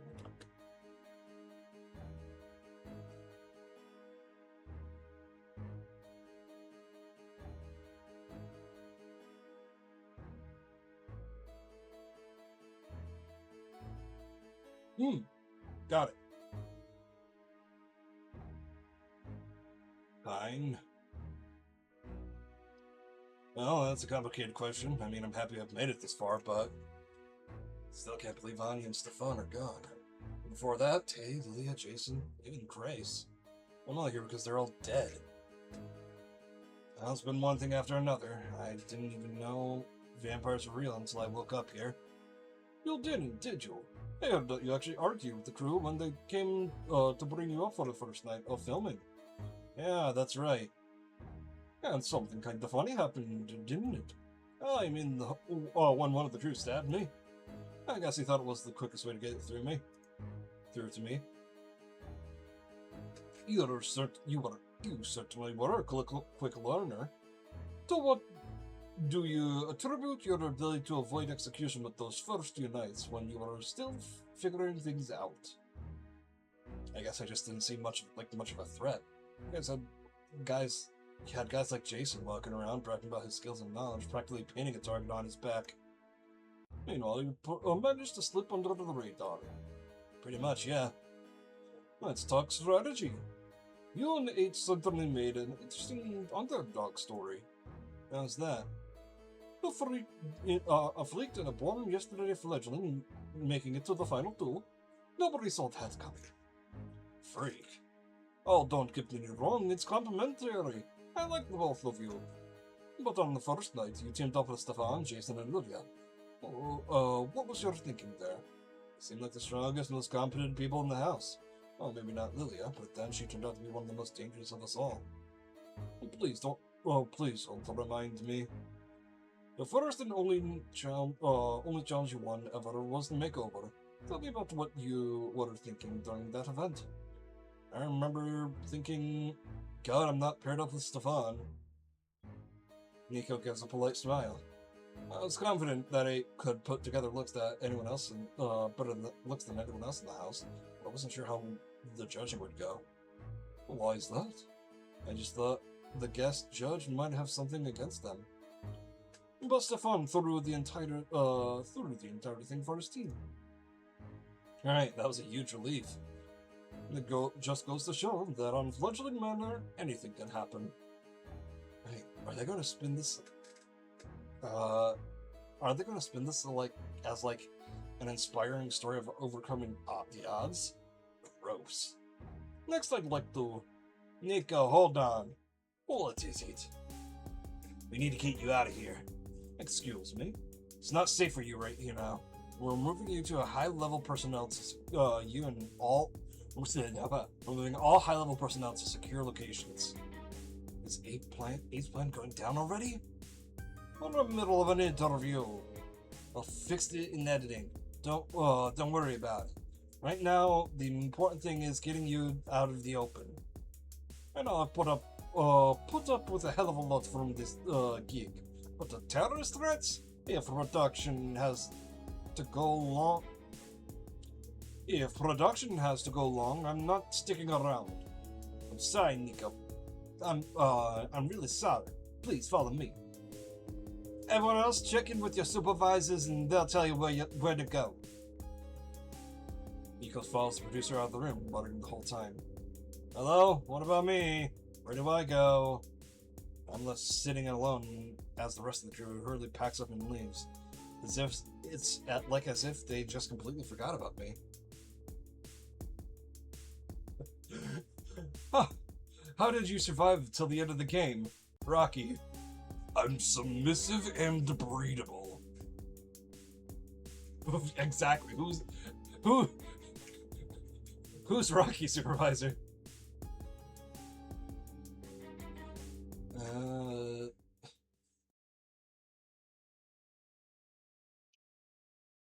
It's totally silent for a moment, and then there's a single set of footsteps. There you are. What's going on? They were doing an interview and they just suddenly grabbed Nico. Said they were taking him to a safe location. I see. 8 reaches towards me and plucks the lav mic off my shirt. Then they grab the packet it's attached to on my hip and crush it into scraps in their hands. Don't they notice? I don't think they're paying too much attention to us at this point. They're gonna tell me the plan now? Yes, but not here. I still don't know how this season's going to end. In the past, they've done a number of different things. And the final two fight it out, make their cases before a panel of elders, things like that. Jason said that one time they pretended they were letting both of them go, but set hunters after them. Yeah, that doesn't seem likely this time. They want this to wrap this up quickly and cleanly. It doesn't really matter what they think is going to happen tomorrow, because here's what really is going to go down. A group of vampires is going to attack and destroy Fledgling Manor. The house or the TV show? The house, the TV show, the symbol. The people? Higher-ups in the production team, and anyone who gets in their way. I think about some of the conversations I had with the PAs here. They're vampires, sure, but they seem like anyone else trying to hold down a job. I guess I thought we were just going to try and escape or something. Let's say we get away, then what? The show will just keep going. This is bigger than us. It's bigger than Fledgling Manor, too. Is this part of some kind of this is a fuck. This is a part of some kind of revolution, isn't it? Yes, yeah, it is. It's about dealing a blow to the worst of vampire society, and the powerful people who decided they could just grab you and force you into this. The people who kidnapped those humans and dumped them into the maze. The people who killed Lilia and her family, who killed Jason and Tay and everyone else. I don't take any pleasure in knowing that there is going to be some collateral damage, but we're not going to change these people's minds with impassioned speeches or non-violence. Those hardly ever work in human society, and they work even less on the kinds of monsters that run this world. Right? Yeah, I get it. But if that was the plan all along, why all the other stuff? Why did we shut down all the drones and wiping footage if we're just going to smash it all? I had to know I could trust you. And? Do you trust me? I wouldn't be telling you if I didn't. How long have you been planning this? It's been in the work for months. You were right about me deliberately getting myself on the show, and you were right that I'm older than you. I was turned a few years ago. I'm not technically a fledgling by most definitions. And where do we come in on this?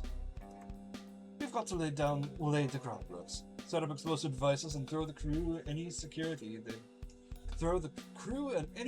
they've brought over the last few nights off balance.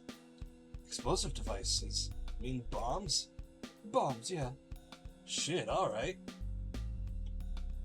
I know this is probably a lot to process, but what it means is that tomorrow night, there isn't going to be a winner or a loser. We're both getting out of here. And we're going to bring all of this horrible shit down in the process. And we walk through the hallways completely unnoticed. The remaining crew is too distracted by their walkie-talkie conversations. We have Nico, but he's not talking. Says he don't want to know anything about it. Hold on. Says he don't know anything about it. Huh? 8 shakes their head and we keep walking. Nico, I thought they took him away for his own protection. Maybe they just said that to get him to cooperate. He's a prisoner too, after all. That means they must think he's responsible for whatever we're doing. I hope so. It takes suspicion off of us. Find some tape and meet me in the sitting room. We'll go through the rooms they've already checked. 8 disappears into their room. I walk towards the sound of voices. I creep up on a couple of state electricians who are distracted talking to each other. It's always just me, man. Always getting zapped, waking up to the crack of noon to start rigging. Oh, can't you make the dice flicker a little more randomly? Yeah, with some more prep, maybe. We don't have the programs to do that shit. Yeah, remember the old days?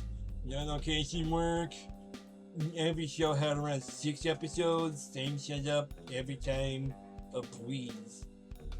While they're talking, I sneak towards them and lift some rolls of tape off their cart. Not even that quiet, but they don't turn around. Yeah, speak for yourself, man.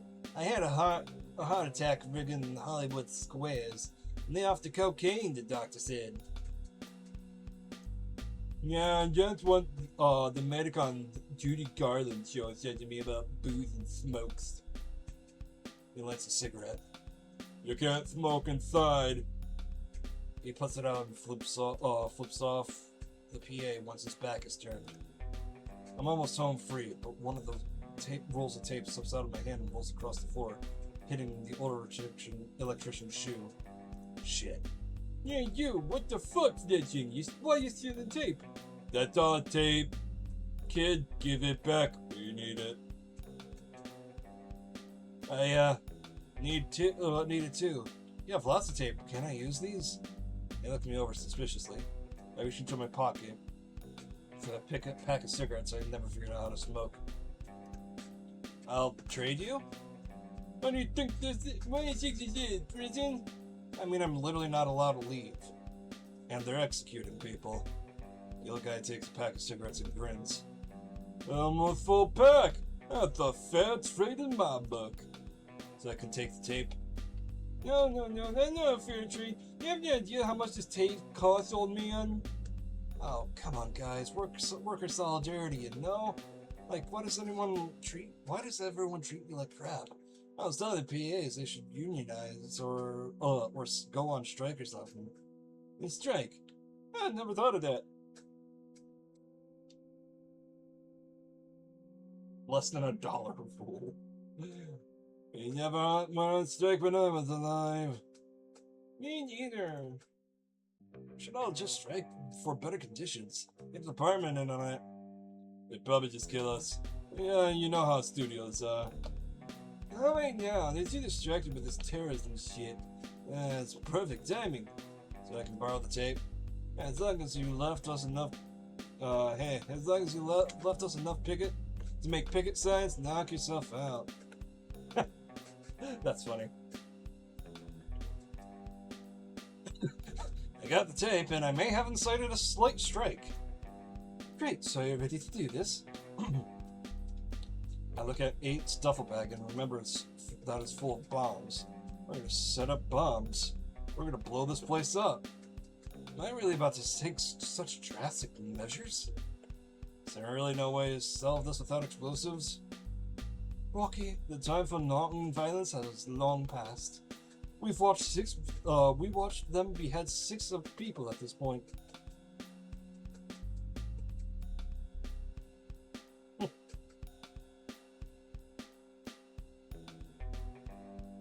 Those 6 people did nothing wrong. They died for no reason except to amuse the powerful for a few fleeting moments.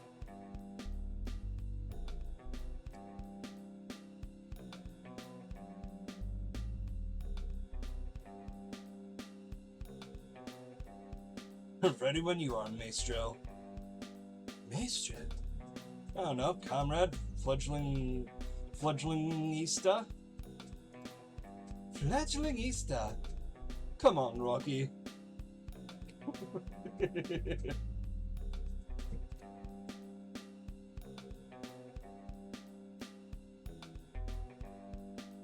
Make our way through the rooms, and rooms taped off as already search. I keep watch while 8 puts little... Wait, what are those called? What are those things? This? 8 holds up one of the things I don't know the name of. This is a detonator. Oh, right. They smell at me. I'm not sure why. 8 sticks. 8. Oh, I was thinking that they were talking about fucking sticks of TNT or dynamite or something, and be like, damn, those kinds of explosives? Fuck. 8 sticks the detonator into some doughy stuff and tapes it all into the baseboard of the room. It's crazy you don't know what a detonator is. Do you not play video games? My grandma got me a Wii at the thrift store when I was a kid. I played that a lot, but we mostly just had stuff like Action Girls Racing and Ninja Bread Man. Ninja Bread? Well, come on, next room. Yeah, Rocky strikes me more as a movie guy.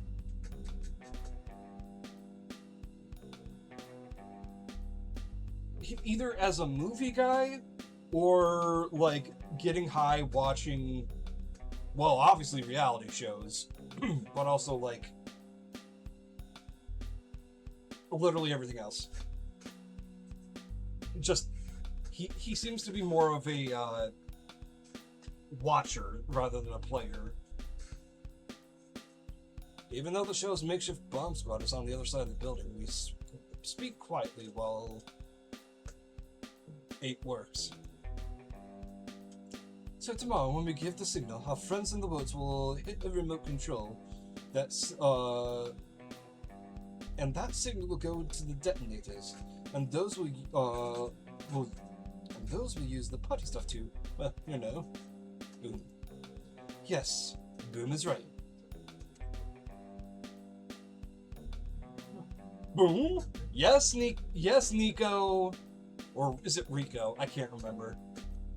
Yes, yes, Rico. Boom.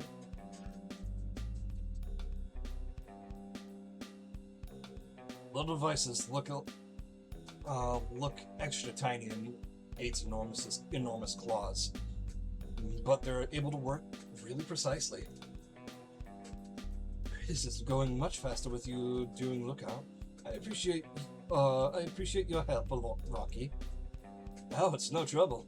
I'm happy to help. I mean, we're actually going to get out of here. We're actually going to stick it to these assholes. It's exciting. We're walking back down towards the area of the house where we've been sleeping when we hear some movement in nearby rooms. We need to be careful. Just a few more rooms and we'll be done. Someone must have cleared the mattress, cameras and desk from the other rooms, because they're empty. Almost done. I hear footsteps, close ones this time. I look out into the hallway. A PA is coming. Now where's the damn metal kid? I signal to 8 someone's coming.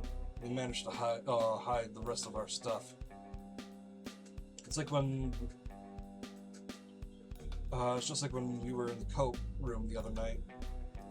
8 shoves me against the wall, towering over me.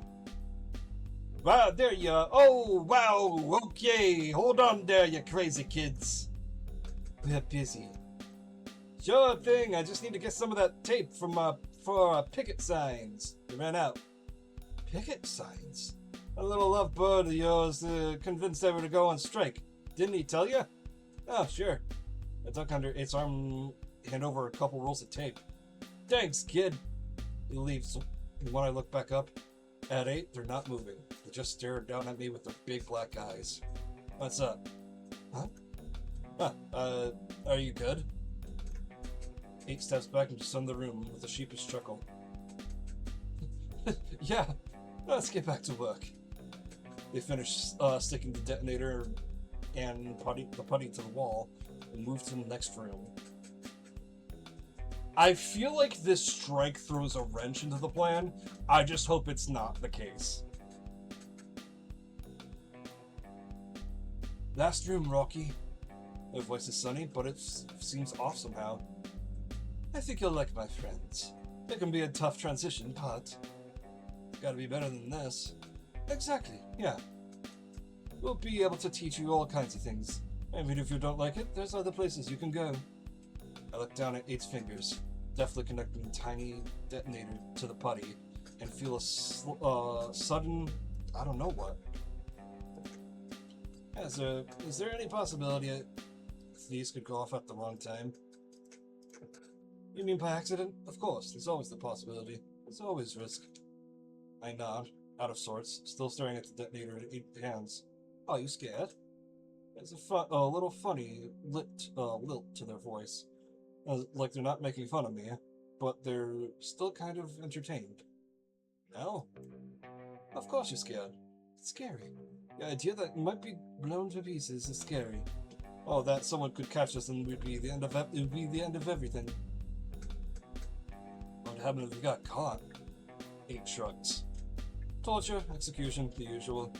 I could say it would be the worst, it wouldn't be worse than being on this TV show, but that would probably be dishonest. Oh. I picture standing in the woods and seeing this big stupid building going up in flames, and then I smile. I think it's still worth it. They bend down and attach explosives to the place where the wall meets the floor, and then stand back up. Glad to hear it. We're all done, Rocky. So, now what? Now we lay low until tomorrow night. We stand there for a moment, quiet in a way that doesn't feel uncomfortable at all. If anything, it's like a cool feeling of quiet. A silent sense of accomplishment and anticipation. We step out of the room and back into mine. The feeling doesn't dissipate. I think back on the night I found 8 in here. Thanks for this. For everything, I mean. Their smile is warm. Nothing to take me for. I'm glad this has all worked out so well. So far, at least. Not really think about it. I knock my knuckles into the wooden desk behind me. So, what are you gonna do for the rest of your night? I don't know. Why, do you have any ideas, Rocky? They step a little closer to me. I have to crane my neck to look up at their face. We could hang out. Hang out? Oh, hang out. I mean, there's a good chance I could die tomorrow. Nah, fuck it, we ball. I step closer to them. I mean, who knows when we'll have this kind of privacy again. Not to mention my luxurious floor mattress. You want to hang out, huh? I mean, well, I still don't know how it really works for us. 8 leans down over me, putting one large hand on the small of my back. Don't worry, baby. I'll be gentle. The sound of it sounds like something the guy would say in a romantic comedy, and I can't help but to crack up a little. As tempting as your floor mattress is, may I suggest going outside? I nod, and 8 guides me through the hallways and out into the night. Nervous? A little. I don't even know what to do. I mean, do we drink each other's blood? Some people do, but I don't do that. Too risky. What, like vampire STDs or something? Not exactly. Drinking inspires obsession. It creates hierarchies that are impossible to break free from, and not just in humans either. Ah, shit. There's still a lot still don't know about our whole deal. There is, but you don't want to talk about all that now, do you? Not particularly. Then let me show you. Show me what? My chew shape. Huh? But you already took your mask off. They lean in, and I feel my feet come off the ground. They then lay me prone on the grass, looking up at them in the wide night sky above. You've heard of stories of vampire shape-shifting, right? Their body starts changing.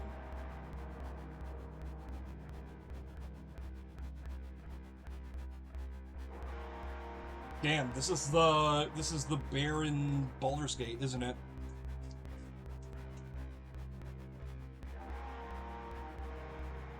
Baldur's Gate bear. If you know, you know.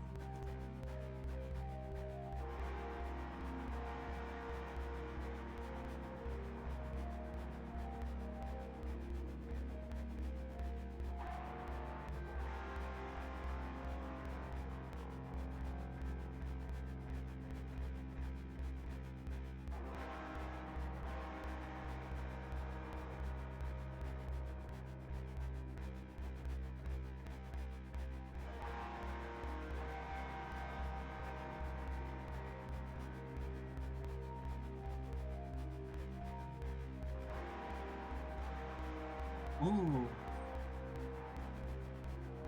It's a very draconic looking shape. 1 second.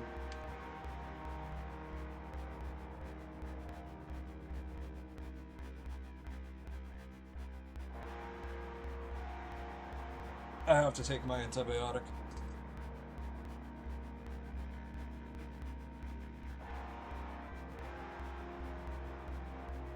Hey, Glaze. So for those who aren't in the know, I have a, long story short, particularly around my feet, skin itches, I itch it, the skin flakes off, and then it scabs. So I went to the doctor to get it. I went to urgent care to get it checked out because the redness concerned my father, and some of the stuff I was looking up online was just like, okay, yeah, that makes sense. So long story short, I'm on antibiotics until well, I'm for a week. Every 6 hours, I have to take it, and I've decided to take it at every iteration of 6. So noon, midnight, 6 a.m., 6 p.m.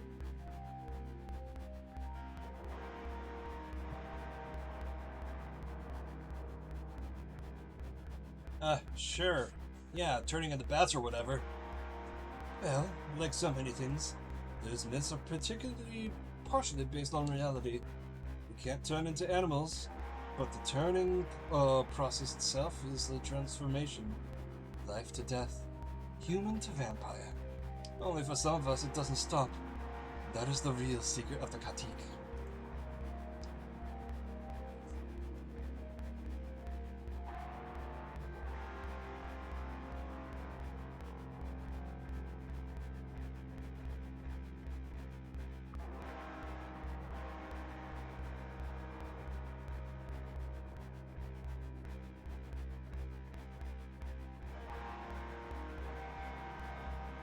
Hmm.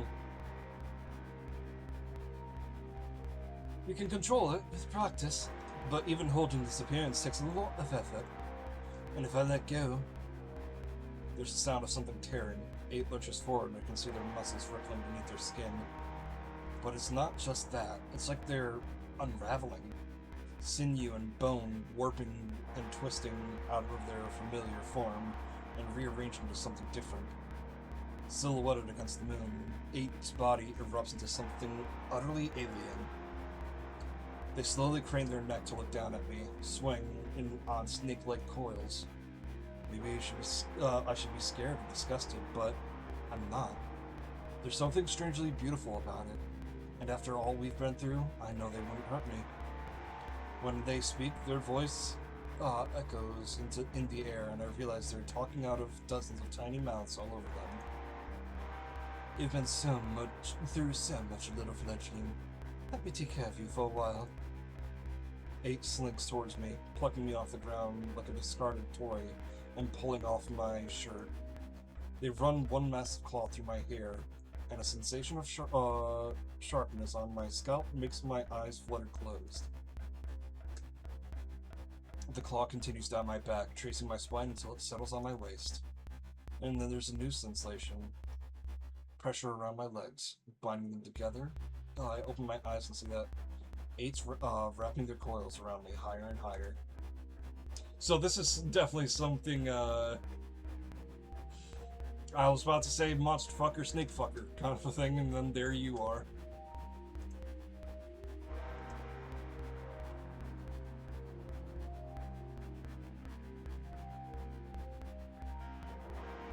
They keep twisting, and soon I can't move at all. My arms are bound at my sides. Finally, I can't see anything either. They're all around me. The coils ripple and roll against me, and I choke out a strangled sound. It's like all the tension that's been accumulating inside me since I got here, all the pain and stress that I've been trying to ignore, is suddenly being brought to the surface and released. 8 constricts tighter and tighter, and I hear cracking, and something crack inside of me, but it doesn't hurt at all. There's something cold and wet on my face. Am I crying? I can't help it.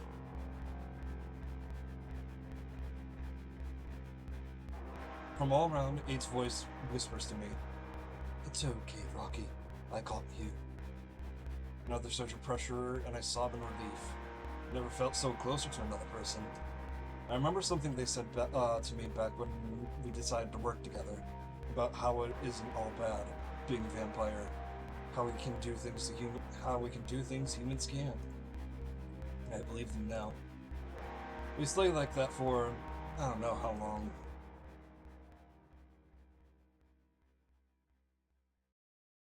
What would you be doing if you weren't here? If this hadn't happened to you? If I haven't been turned into a vampire? I shrug. I'd probably be looking at my big statement, seeing how much more I needed to work this month. I've been meaning to clean out the house. Clean out the house so I could get a roommate and save on rent, but I've been putting it off, and probably be still putting that off.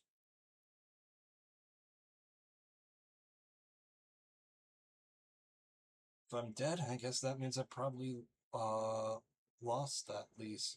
Goodbye, rent control. So, surviving. Pretty much. They nod, thoughtful. What about you? If I hadn't been turned into a vampire? Similar in a way. Maybe more international flights. It felt glamorous back then, but I don't know if I'd ever really had a vision for the future. Surviving. Pretty much. A haggard looking producer comes in. It's late. We got a big night tomorrow. The two of you should go to sleep. Interesting way to stay to interesting way to fade to black. One last day sleeping on this mattress. Terrified. Laying down, I realized even if I'd gone along with the show and gotten to this point, I'd still have my life on the line tomorrow night. My eyelids are getting heavy. Sleep is coming fast. When I wake up, I'll be fighting, not just surviving. Fear always used to seize my whole body when I wake up for the big day. I'd never be able to sleep well. Then panic would wake me up. I'd never be able to sleep well, and then panic would wake me up. Usually at like 6 or 7 a.m. 6, 7. Gigs, job interviews, dates, and the first day of school. Tonight I wake up actually feeling pretty normal. Even though I'm not antsy, I feel like I should be. I find myself going towards the kitchen. Some kind of survival instinct. Could probably fill up on food before I enter a dangerous situation. I've never done anything like this before. I can't help but to feel completely out of my depths. But that's gotta be true since I got here. And here I am, still walking around, head on my neck. I grab a bag and pour it into a glass. What if the executioner's in on this? It's fine. It's sustenance. I remember Jason's confessional interview. He said there's always been a twist. The show has something in store for us tonight. I know it. I have to be ready for anything. No one seems to be around. I guess the strike has started. I wonder if that means they won't be able to film the episode. Is it really just a creepy abandoned mansion in the middle of the woods most of the year? Or do rich vampires live here when they aren't filming? Maybe it's a vacational rental. The door to the ballroom is blocked off. What's going on? Some guy I don't know won't let me through. I've never seen him before. Legends to the courtyard tonight. We gotta wrap this up ASAP. I'm scared that if I ask any specific questions, it'll seem like I know too much. So I just nod. There's a small camera crew and a bunch of fancy-looking people in suits already waiting. Except for our usual producer. I've never seen any of them before. Hopefully wherever the strikers are picketing, it's far away from here. Another guy I've never seen before walks 8 out. When I make to walk over to them, the producer calls out to me. Stay where you are, Rocky. We don't got time for chit-chat. She speaks in a hushed tone. There's some kind of scheduling mixed up and the entire executive board is here. You will not ruin this for me, you understand? Before I can complain, Nico and the executioner walk out of the mansion and onto the set. Hills, listen, rushing...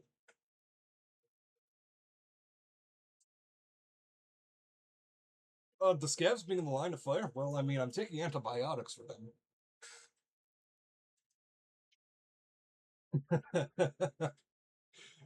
Is all this rushing really necessary? Yes, it is, and let's get moving. You got your script? Nico holds up a stack of cards and curls his lips slightly. Okay, action. Welcome, fledglings, to your final fledgling council. You have overcome the challenges set out before you, scraped by tooth and nail to survive to this point. We've seen betrayal, violence, and a few amorous entanglements. But it all comes down to tonight.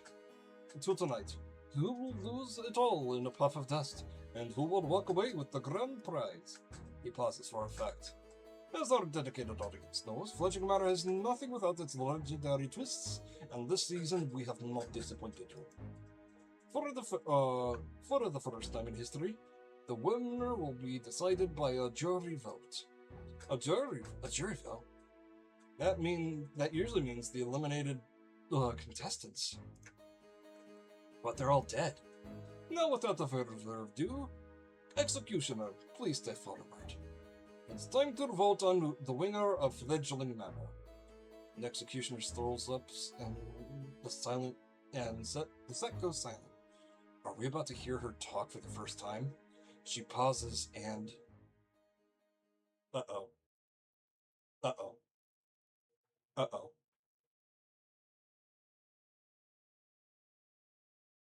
One thing about vampires is that they're necromancers. Necromancers. Oh, you actually have to be kidding me. So, that's what they looks like under the mask. That's certainly a surprise. What? Where's that voice coming from? That's Grace. Is this a recording? Rocky and E. Not the final two anyone saw coming, I'd wager. You look around for some kind of explanation. Eight's mouth is twitching. Do they know what's happening? Maybe not. But that's magic of Fledgling Manor. Jason? Is that you? I don't get it. What's going on? Did they record all of this before the hand just to fuck with us?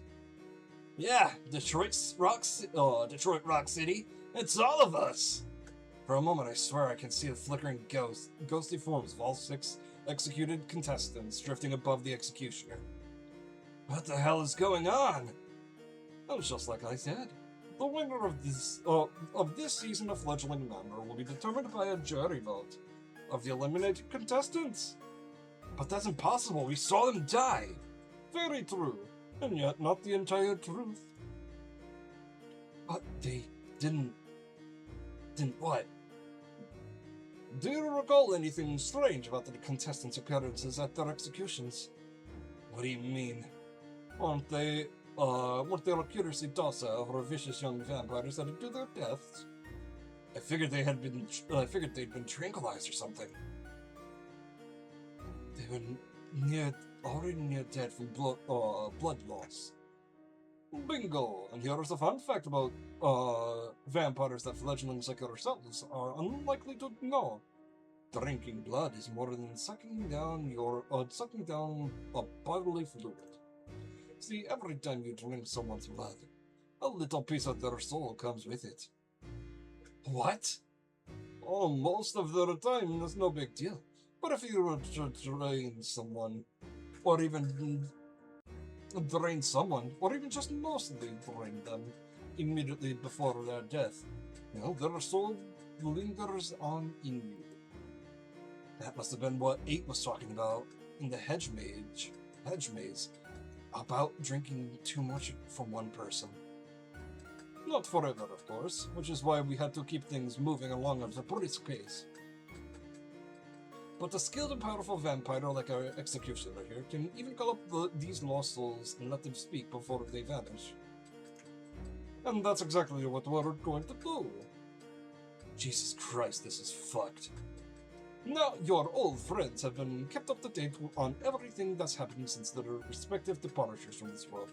So let's hear what they have to say about the two of you. Hell of a twist, huh, guys? I knew there'd be something big, but to be part of it, wow, almost makes up for losing. Well then, all the cold fledglings may now ask questions if they'd like of our final two candidates before the votes are cast. I have a question. Go ahead. Why didn't either of you help me? Ah, fuck. Neither of you lifted a finger. I know both of you, what both of you think of all this. So why didn't you take the chance and stand with me? Come on, Lilia, don't be like that. Why shouldn't I? I don't have anything else to lose. None of us did then, even then. But these two were happy to let me die. I don't know what to say. glance over to 8 and they just look as uncertain as me. Yeah, the fact is that 8 is cut off by a loud crash and a violent rumble that tears to the ground under our feet. What the hell was that? A plume of smoke rises from the other side of the house. That must have been one of the bombs 8 set. Everyone braces for a second blast, and a half dozen more come one after another, tearing through the mansion. Nico, the executioner, the executives, and the remaining crew die for safety. The executioner's sword clatters to the ground. Only 8 and I are still standing. Fledgling Manor is consumed by flame. I can feel the heat on my face as some of the crew start crawling away. A few get to their feet, running off into the night to escape the blaze. There's a dull roar I can barely hear over the sound of the crackling inferno, and then I spot them. A pack of dirt bikes ripping across the ground towards us. Oh, that's fucking cool. Oh, I thought they were gonna come in like a pack of wolves, which sounds offensive when I say it aloud, given vampires and werewolves and blah blah blah blah blah. Why do vampires and werewolves hate each other anyways? But the idea of a vampire revolution being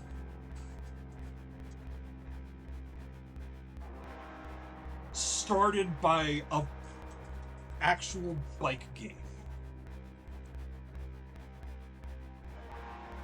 The bikers close the distance with the crew before they have a chance to figure out what's happening.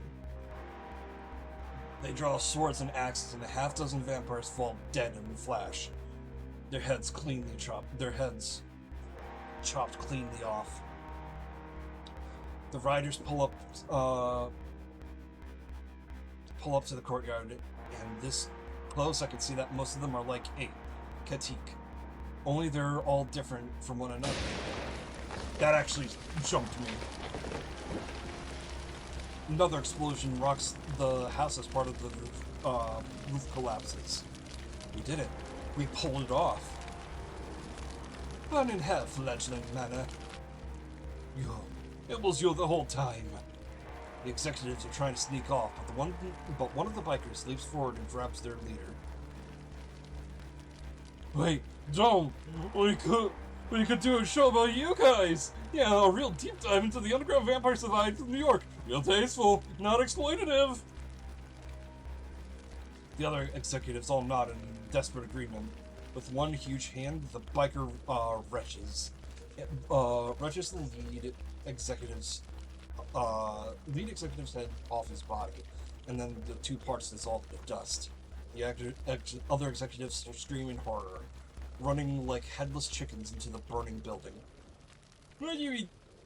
What do we do with these two? Nico and the executioner are the only two members of the crew left in the courtyard. They've gotten to their feet, but they're surrounded by Eight's friends. I thought they could make good hostages. Nobody would have given us anything for them. Then let's just kill them and get out of here. Nico holds out both hands. The executioner, meanwhile, remains quiet. Rocky buddy, you wouldn't let them do that, would you? Why would I care what happens to you? Oh well, I'm just as much as a victim as you are. Yeah, the ears make me... The ears and the lack of... Well, excuse me, the skin and bones on her make me think she's a Katik. I'm as much as victim as you are. I was forced into this.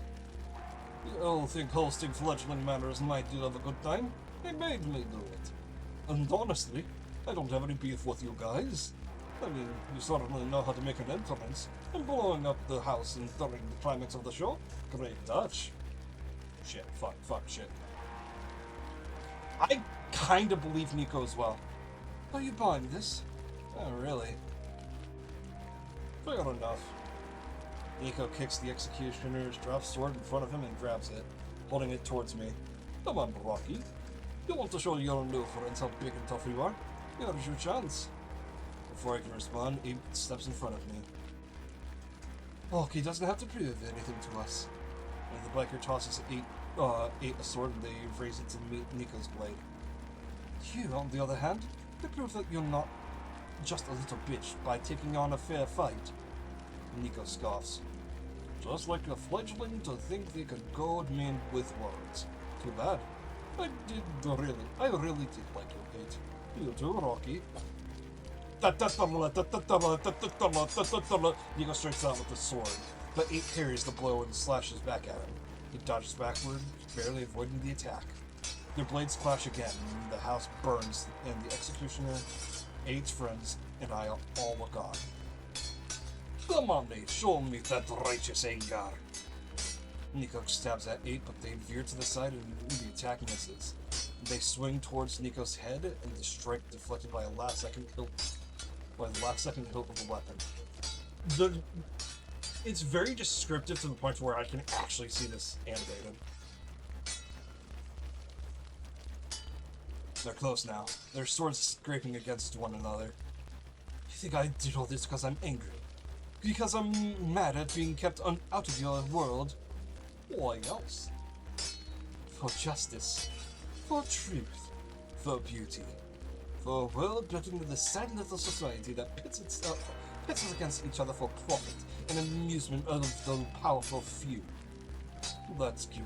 If you and your friends do take over, you'll end up doing the same things. You see? A spear-like bone erupts out of 8's torso and stabs Nico. He staggers. Oh, I love that. So Nico was able to do like the smallest bit of a transformation to just not Nico, 8 did a bit of the tiniest bit of a transformation in order to just jut out a spine. That's some oh god, what's the boner guy from Naruto? You guys know, y'all know what I'm talking about.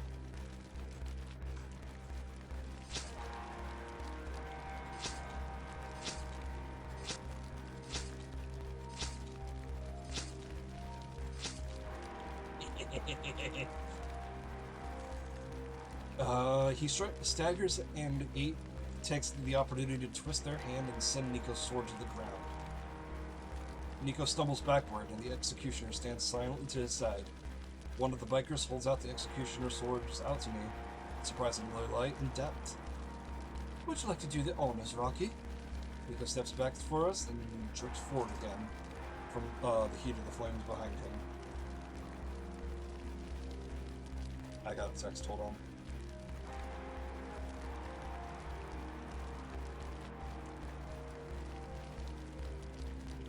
I thought I got a text. My phone said I had a text.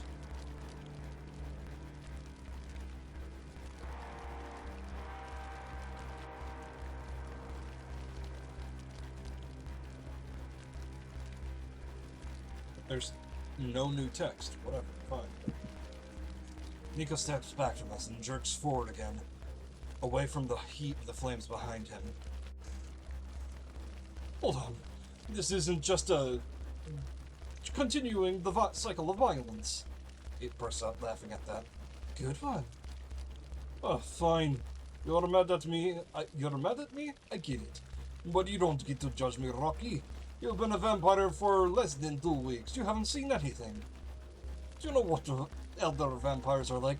I don't mean the nice ones that at that party you went to. The real sickos. The things they have been alive so long they don't remember what it was like to be human. You haven't had to face them. I have. Besides, you can't decapitate me. I mean, I'm...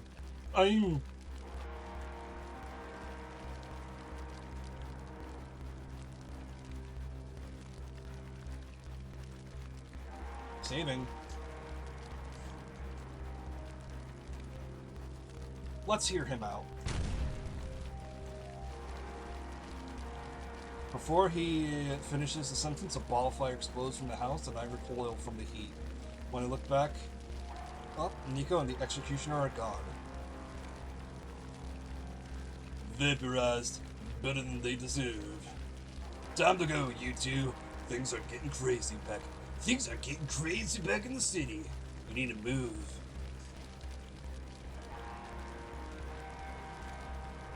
Aw, hell yeah! We're riding extra bitch on a bike. You got on one of the bikes, squeezed together on the small seat. Betty, I take one last look at Fledgling Manor. My whole life changed here. Yeah, it did really. Now it's all going up in flames. But Kate and I are rising from the ashes. Ready.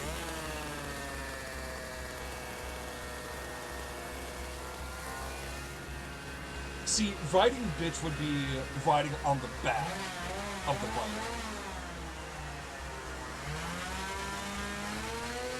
I say extra bitch because we're not the one driving, and yet we're still in front. That means we're that small compared to 8.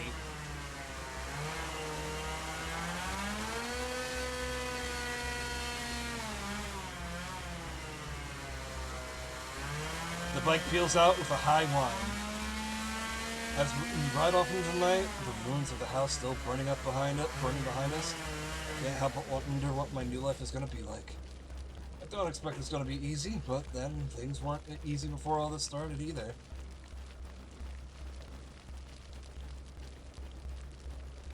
It's going to be different, that's for sure. And maybe that's a good thing. Hell yeah. That was fun. That was another fun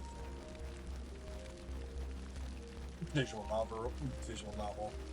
Thank you again, Pixie, for the recommendation. Or the recommendation, yeah. What's the word that I typically use? You get the point.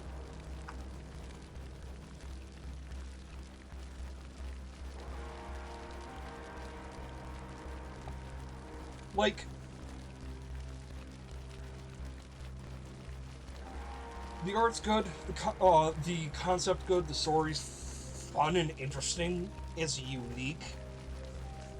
The creative liberty twists to the vampires is very nice and convenient. Like, fucking... Sorry. I've been talking so much, I'm starting to yawn. But yeah, overall, it's a really it was a fun time.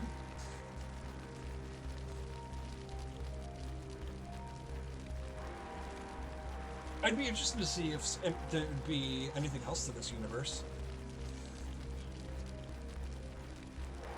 It would also be very interesting to have, like, oh god, they did say something about fucking a spin-off. So they could make a game based off that spin-off.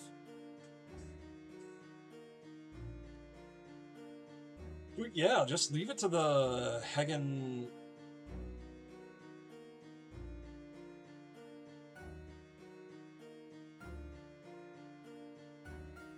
Heckin' indie titles and indie visual novels to have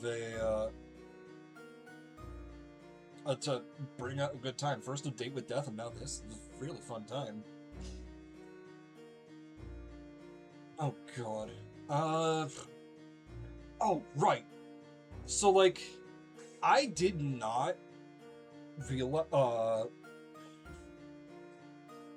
like, I could probably guess. I could probably guess what kind of choices, like, if I went back to all the choices, because there were surprisingly very few choices. Like, few actual, like, decisions to be made.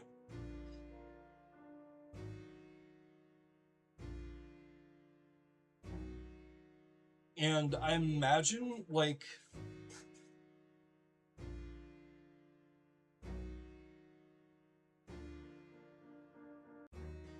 how I imagine some of the other endings going is how I would have leaned into the personalities. Like, I imagine if I went for more indifference, I would have been on more Stefan's side. And if I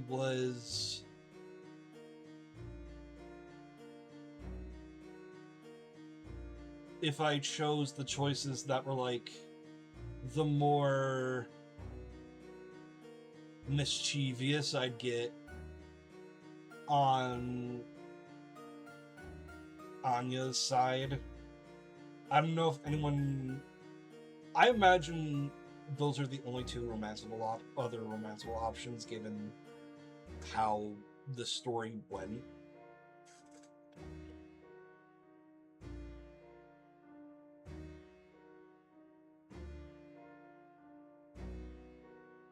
Because once I was locked in with 8,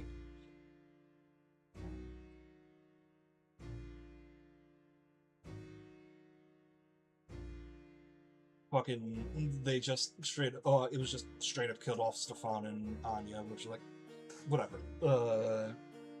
Y'all get what I mean. But yeah, no, like, that was a really fun time. Very creative, very unique, very harrowing, considering that I wouldn't be surprised if they said that, like, oh yeah, no, this takes place in my particular area of the woods.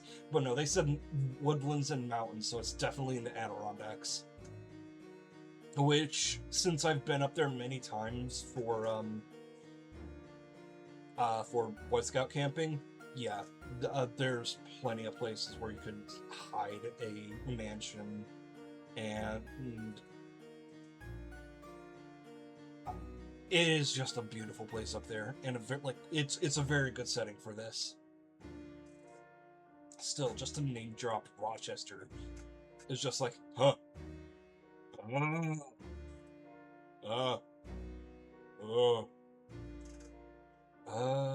But with me gushing about this aside, I can't really say I have any complaints.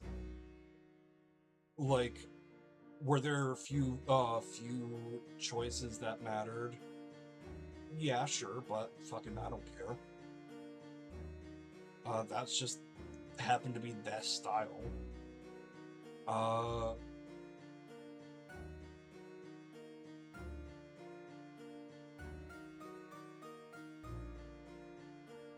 Again, I'm trying to think of, like, any complaints. Can I complain that there wasn't voice acting? Yes, but again, I played so many games at this point that without voice acting, that, like, how is that a fucking critique at all? Like, there's that's barely a critique.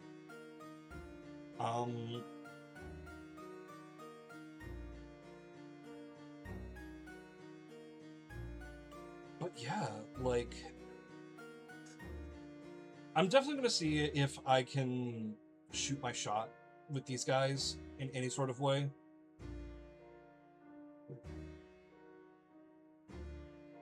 Because again, if they are a local group, I would be very much interested in, I don't know, shooting shots. I guess that'll do with the recording. YouTube, thank you for watching. Bye-bye.